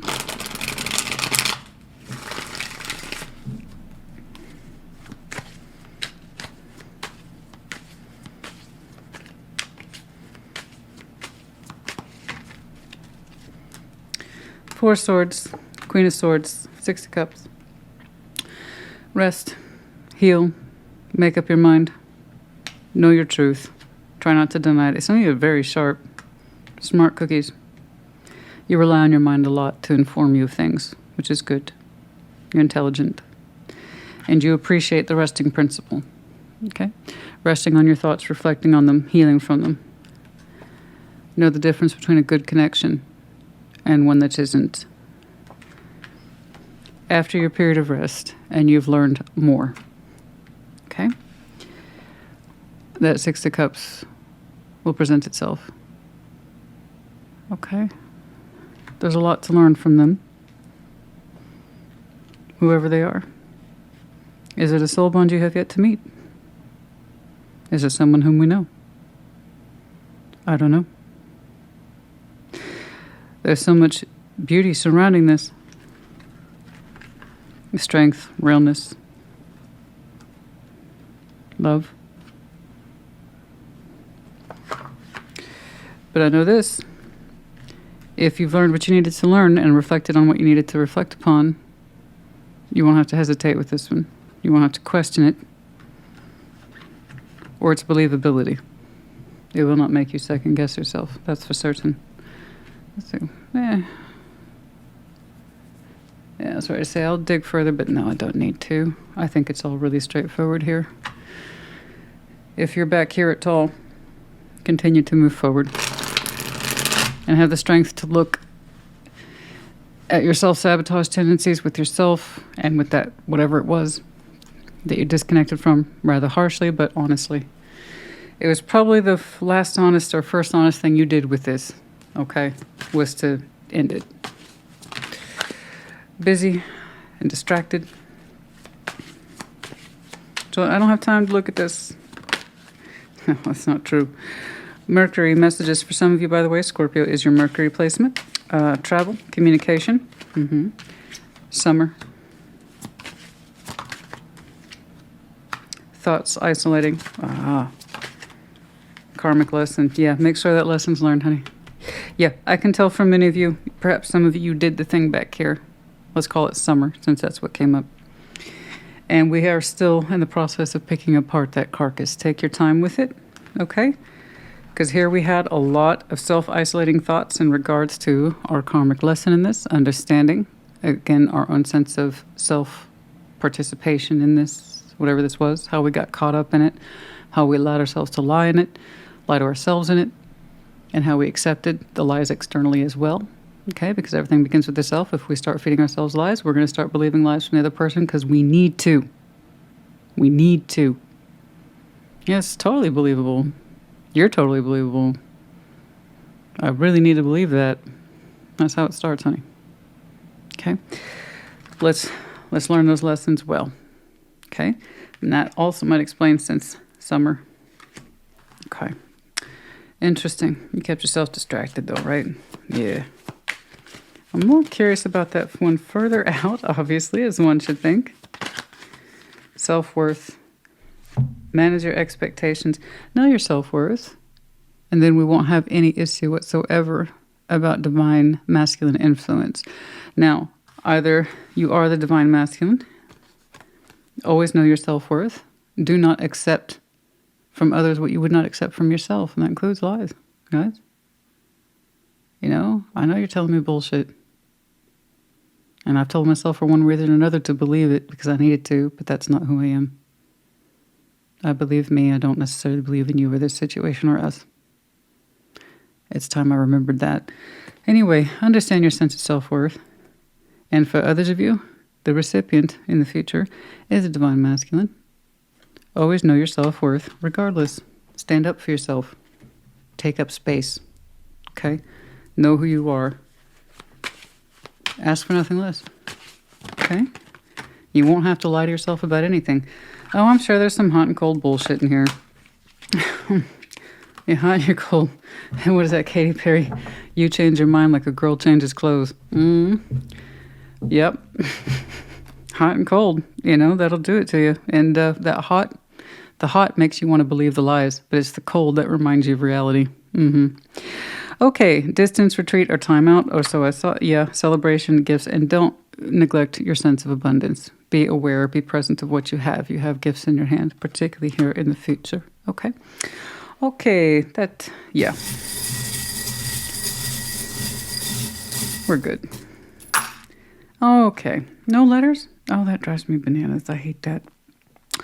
All right, here's us, our medallion. We have Scorpio here, the key word here being passionate. Of course you are. We have the medallion of Cancer. Some of you might have some Cancer in your chart. We also have the medallion of Virgo, that key word here being practical. Sometimes you have to make practical choices. Okay? Absolutely. Dog with a bone in its mouth, anxiety. Yeah. The mental stress of trying to believe something that's just not true. Yeah, that's the price we pay, guys. You know? You create yourself anxiety by trying to swallow something that's not true. Dear Virgo, Capricorn, Taurus, that sense of timidity, shyness, and then the stingray in reverse, discontinuing any sense of emotional fluidity with it. Stop showing your emotions to it. Okay. Okay. I don't like not having letters. I don't know why, but I just don't. It doesn't feel complete. We have the letter G and the letter Z, and then we have the cat in the upright, sense of intuition. Yes, indeed. That's much better. Okay, Scorpio, honey, I do hope this helped you. Good luck to you on your love roll, though by the time it arrives, you'll be ready to receive it in a way that's honest and straightforward, and you won't have to deceive yourself on the subject at all, and it will be real and solid. Nothing beats the real. Really real. And wrapped up in a lover, too. Oh, nice. Dear universe, yes, please. All right. I hope this helped. Take care. Be well. Pisces, welcome to your Sunday check-in. What's going on? Show me, Pisces.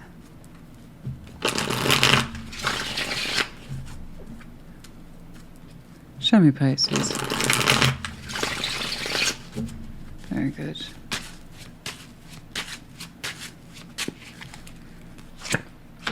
The Fool, the Knight of Cups, and the Four of Cups. Okay, Six of Pentacles, the Magician, the Queen of Cups. All right. Ten of Swords, the Five of Wands. Ten of Cups. Well, yeah, I see you struggling. Not struggling. You're actually winning. If you had more of a struggle, I'm actually seeing you come out the other side of that struggle. But Four Cups, Knight of Cups, the Fool. It's been really hard for you to open your heart, but like I said, it's like on a bell curve of struggle. Here's the heights of it. Here's you coming down from it. It is actually getting easier and easier for you these days to open up your heart into another direction. In that sense of I'm trying to be open and I want to express myself. I want to be romantic or vulnerable, however you want to put it. And I want to open up. Let's do it. Let's be the Fool. Four Cups. I'm unhappy. I've been unhappy, and I know that. So I see your heart space. If it was struggling to open up, it's a lot easier now, or it will be soon. Softening up and allowing it to flow outwards outside of you. And where is it going? That was my first thought, especially since you're trying to show me I want to feel the things, and I want to express myself differently because I feel differently, and I need my outer world to reflect that. Good. I love that for you. Six of Pentacles, the Magician's Queen of Cups. That's beautiful. I love that. You're manifesting from the heart a kind of balance that, frankly, just is that it's balanceable. You're craving emotional balance. Whether or not you have someone specifically in mind, I don't know, but your heart space is settled upon, I want emotional balance, something that makes sense to me, something that reciprocates, something that's kind, something that listens to me, something that loves me. And when it connects with me, it feels just right on the give and take principle. You know, nothing too crazy, just right for both people. Is that really so much to ask for? The answer is no. And I want that for you if that's what you want for yourself. It looks clean. It looks simple. It's a simple give and take theory, you know? And from the heart, though, so it's sincere. Now, here's a background noise that we can't seem to close out like a tab on your computer. You got too many tabs open, so it starts to slow things down. Yeah. You know, there's a tab here that just, by golly, maybe you're not ready to close it. Maybe it refuses to close out. It's stuck. It froze on the screen.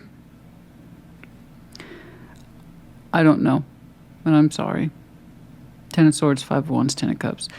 I can see why you're craving emotional balance these days and something a little bit more on the side of productive as opposed to destructive, because there is something running the background noise that says it's destructive. And it's unfortunately not just one voice, it's a couple, and I am so sorry. I don't know if there's infighting in the family, I don't know. But there seems to be a determination from those closest to you to argue and fight and demonstrate battles of wills and pain and owie and you hurt me. Yeah, well, you hurt me before. Well, you hurt me 5 years ago. And it just sounds like a cluster of noise that's way too loud. And you can't close it out. Or you don't seem to be able to close it out now. It's not that you can't or won't. It's just you don't seem to be able to right now. I'm thinking you would like there to be more resolve first, because that's a lot of, well, the opposite of resolve. Things are very unresolved right now between yourself and others, in the family dynamic, the home dynamic. I don't know. But you seem to be, if not directly at odds with somebody, you're a witness to it, bare minimum. And we can't just X out that tab, right? There are multiple voices in there, and they all hit very close to home, or anything from spouses to kids to parents to siblings, I don't know, friends. There's so much disagreement in here. I want to compare it to a family argument. Whether or not you're involved in the family argument is irrelevant. The fact that there is one, you could be just a witness to it. Like, yeah, I know those 5 people are at each other all the time. And this has been ongoing for weeks or months, and I'm not excited to talk to anybody in the family anymore. Never mind give them updates, because they're so preoccupied with their little, I don't know, pissing competition. I don't know what it is, but it looks too loud and it looks too ongoing. So I can see why your heart space is craving something that's just balanced and, God forbid, supportive and equal and fair, loving. I don't know if it's romantic that you're looking for. I think, honestly, you're just looking to connect with somebody who understands you these days. Anything. And that could be anything. Honestly, anybody. Seriously. I think you are actively unhappy with what's going on here, but you're also tired of participating in it. So that would explain why your heart wants to move into another direction. I want this for you because it looks clean, it looks simple, and I don't blame you. I honestly don't. In fact, I think anybody in your position would have this point of view. I just want to connect to something that loves and supports me and isn't trying to participate in a bunch of squalling. You know? Now, whether or not you participate in that squalling or you used to, I don't know. I don't know if you're trying to gently X yourself out of it, but it's still part of your life. Maybe you're hoping it will make more progress in your absence. I don't know. Let's get some advice for you, actually. I'm terribly curious about that. Oh, my goodness. It's like, well, if I was in your shoes, honey, right here. You know, especially in the Northern Hemisphere, if you celebrate Thanksgiving, it's like, you know what? Y'all need to figure some shit out, because based on what happened here, some of you getting invited to Thanksgiving, some of you ain't. And if you ain't, you're going to be missing my turkey, because everybody loves my turkey, which is not a euphemism. It just sounds that way. I'm saying y'all work it out. You better get it worked out. Like, soon. You know, I'm not trying to laugh at you. It's just one of those things, honey. If you bow out, you dip out, and you're like, you know what, I'm out. Like, I can't do this. When you guys have your fallout and you decided who's at fault and who's willing to make peace, then you talk to me. Until then, I don't blame you. I really don't blame you. It's like, I want to hang out with people who actually appreciate me, and they're supportive and they're loving, and they can remember to be kind and be generous with their time, energy, and effort. Oh, goodness me. Ants at a picnic, honey. Ants at a picnic. I don't like that. No. Let's get some advice, please. 4 of Pentacles at the Tower of the World. Okay. You really do want to let this go. You do. You really do. Honey, it seems like the battle's taking place with or without you. With or without your participation, with or without your presence. No wonder you can't close out the fucking tab. It is frozen on the screen, isn't it? You made it clear. You want to let this go. You do not want to participate. Count me out. I've done what I can do. I've borne witness to this long enough. I've said my piece. I gave my intentions and wishes, and I made those clear. I made those well known. I don't want to participate. I ain't trying to hold on. So who is squabbling in your absence? Because you used to participate, and you might even been the main subject, and you're like, I don't want to be the subject anymore. That's the whole point of leaving.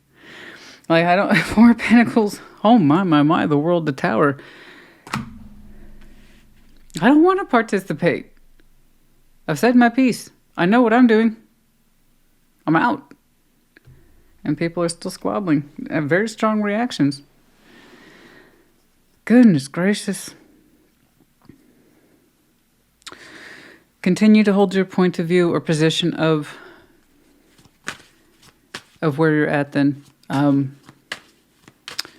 It looks like this situation needs to catch up to where you are because you're already at peace with the don't get me wrong, you're disappointed, but you're at peace with the subject. All right. Okay. Okay. You've done your part to try to let this go. King of Swords, you made that active decision. Okay. Okay. With the Queen of Cups. Yeah, your heart and your mind are on sync, on page, which is good. That's good. You are. Okay. You've already made up your mind and you've made up your heart. And I guess other people are having issues with your decision, or there was another issue that they're still tackling.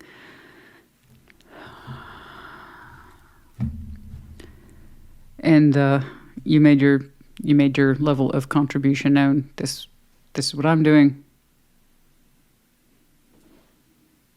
And I'm letting it go. And people are still squabbling over the fallout. I don't know. But I'm glad to see that your heart and your mind are working in tandem. That's excellent. That's good news. So I want you to continue to hang back over here, okay? This will eventually have to resolve itself. It won't be able to stand on its own two legs. Eventually, they're going to have to accept your decision, or they're going to have to accept the situation like you did and say, I'm not participating regardless of what it is you people decide.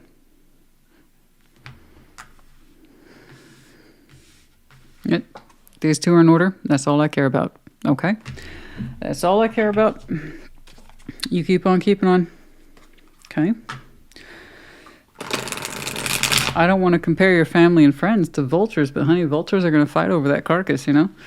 And that's... And then you reasonably said, but it's a carcass.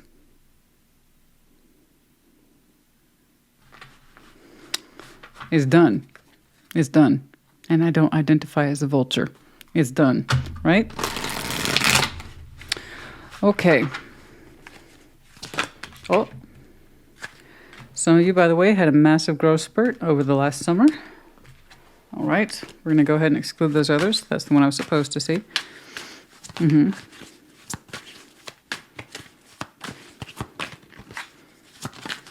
No. Focus. Separation. I see. So you didn't just separate. Okay, so for some of you, you didn't just separate yourself from the issue. You initiated separation. And there's been massive fallout around that. And you're like, I'm done holding on to this. It's no longer theory. I'm putting into practice. So you might have separated yourself from something in the family. I don't know. And there's been massive fallout around that ever since. When you're like, all I'm trying to do is create peace, and all you're doing is demonstrating to me why I separated from you, or this situation, or this family dynamic. Wow. Okay, if that's you, it's massive, massive growth. Summer to summer for some of you. From last summer to your upcoming summer. You will have continued a sense of growth. Stay present. Stay calm. Do the opposite of what they're doing. Stay calm. Stay present. And understand that you engage this choice at your highest levels of mental awareness and emotional awareness. That's all any of us can do, guys. That's all any of us can do. Remember to stay present, stay focused, and be calm. Do not act like those who surround you. You made the decision you made, and I honor it. One day, these folks will see the same. And if they don't, still not your problem. Okay. Although I understand with family and friends, you definitely you're always going to have that inclination to resolve differences, but you still can't force people. Okay. We have the letter E. We have the letter Z. Easy. Some of you made this look easy. Well, there's a difference between making it look easy and it actually being very difficult. But if it seemed like it was easy, then that means you were more prepared than you knew. We have the letter, what is this, J? Yes, the letter J. The dragonfly in reverse. Something about the situation would not transform, and you saw that. We have the feather, Gemini, Libra, Aquarius, and for some of you, simply a confirmation of seeing a feather. And then we have the snowflake here. Time of winter, of course, but also transformation principle, and then some Scorpio energy as well. Okay. Excuse me, Pisces, honey. I hope this helped you. Put in the comments. Take care. Be well. Cancer. Welcome to your Sunday check-in. Show me Cancer, please. Show me Cancer. Show me Cancer.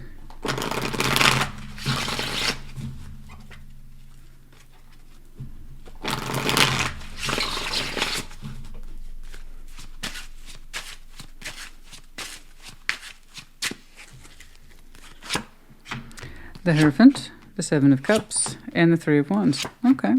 Two of Wands, Temperance, okay. And the King of Wands, okay. Eight of Wands, Ten of Cups, and the Five of Cups. Okay. It's interesting. The Hierophant, the Seven of Cups, the Three of Wands. That's interesting.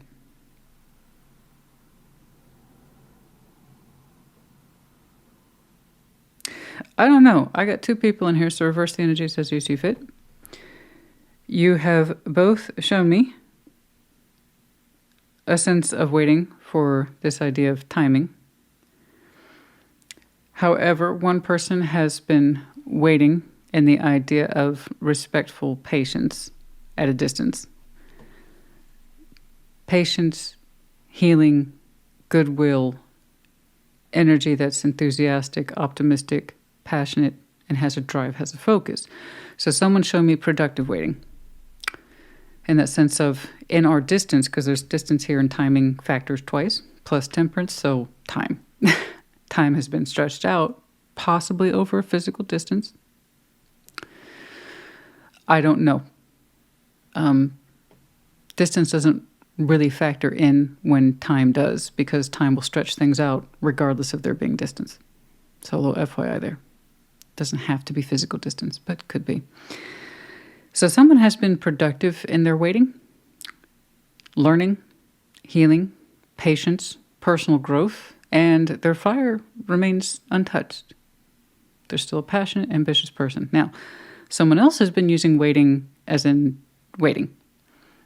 Just waiting. Waiting for the other person to open up towards them or come towards them.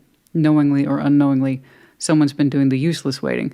And that's unfortunate because they're kind of standing their ground on this one with the Hierophant. Now, Hierophant and the Seven of Cups, that would have been like, okay, someone has really decided to open up and mean it. That's beautiful. But then we introduce the element of waiting,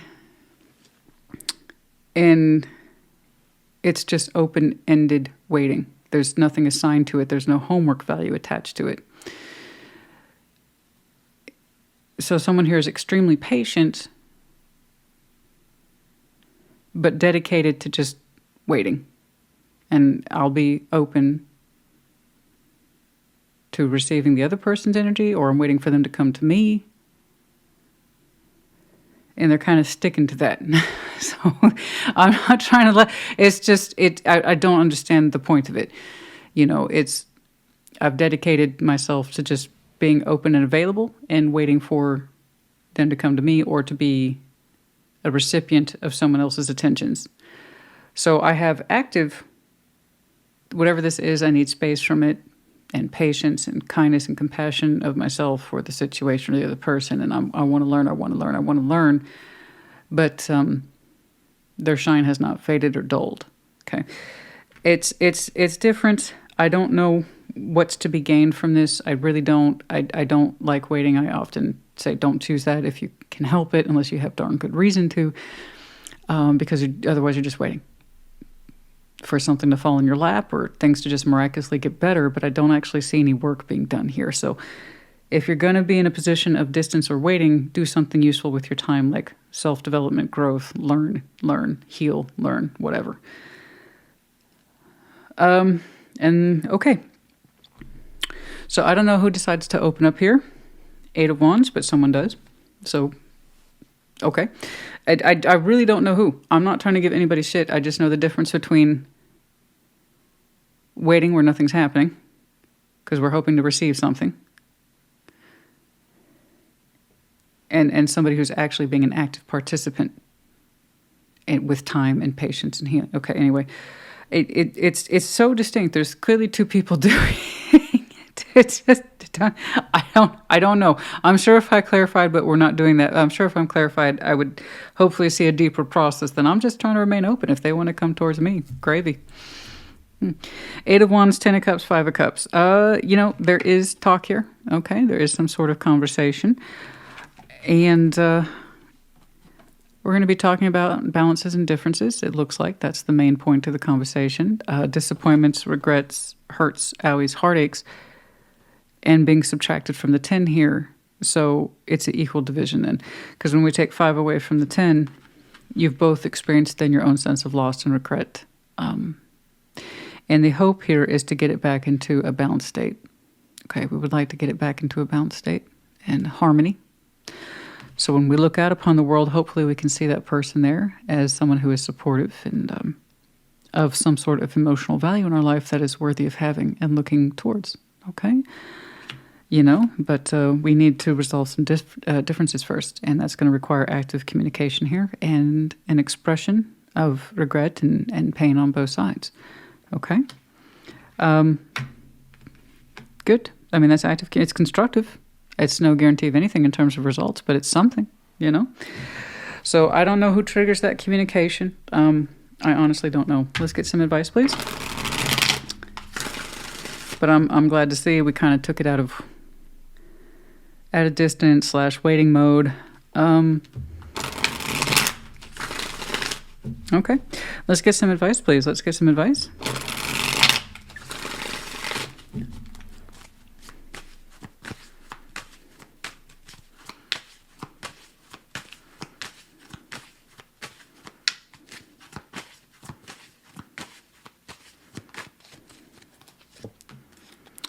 The Moon, 2 of Cups, the 4 of Wands.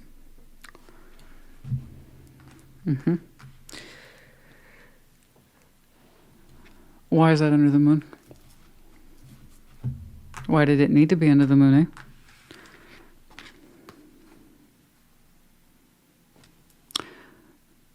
Yeah, I can easily say, there's a lot of unknowns about this relationship. That's easy. It's easy target, and that's not right. I'm sure there's a lot of unknowns about this relationship. 4 of Wands is here. 2 of Cups. Point is, why is it under the moon? Why are you both acting, or at least one of you did, that there's a relationship here, but it's not being acknowledged, at least at the emotional value?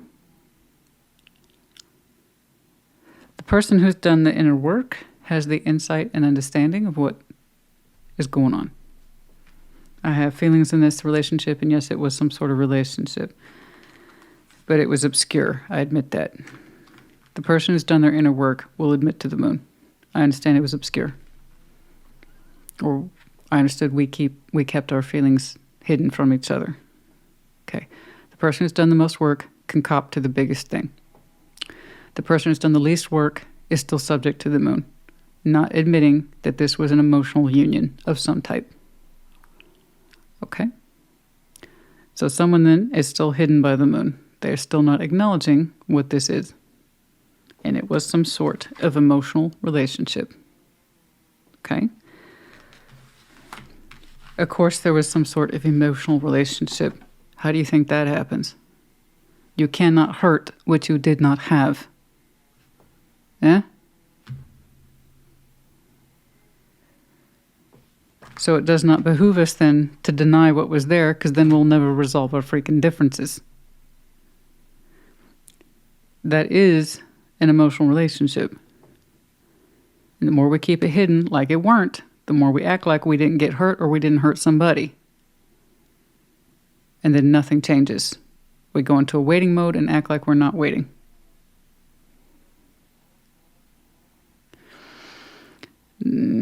It takes, if we really want to resolve difference here, it takes 2 people to be willing to open to discover the same issues, or at least acknowledge them, even if self-discovery took place on individual sides.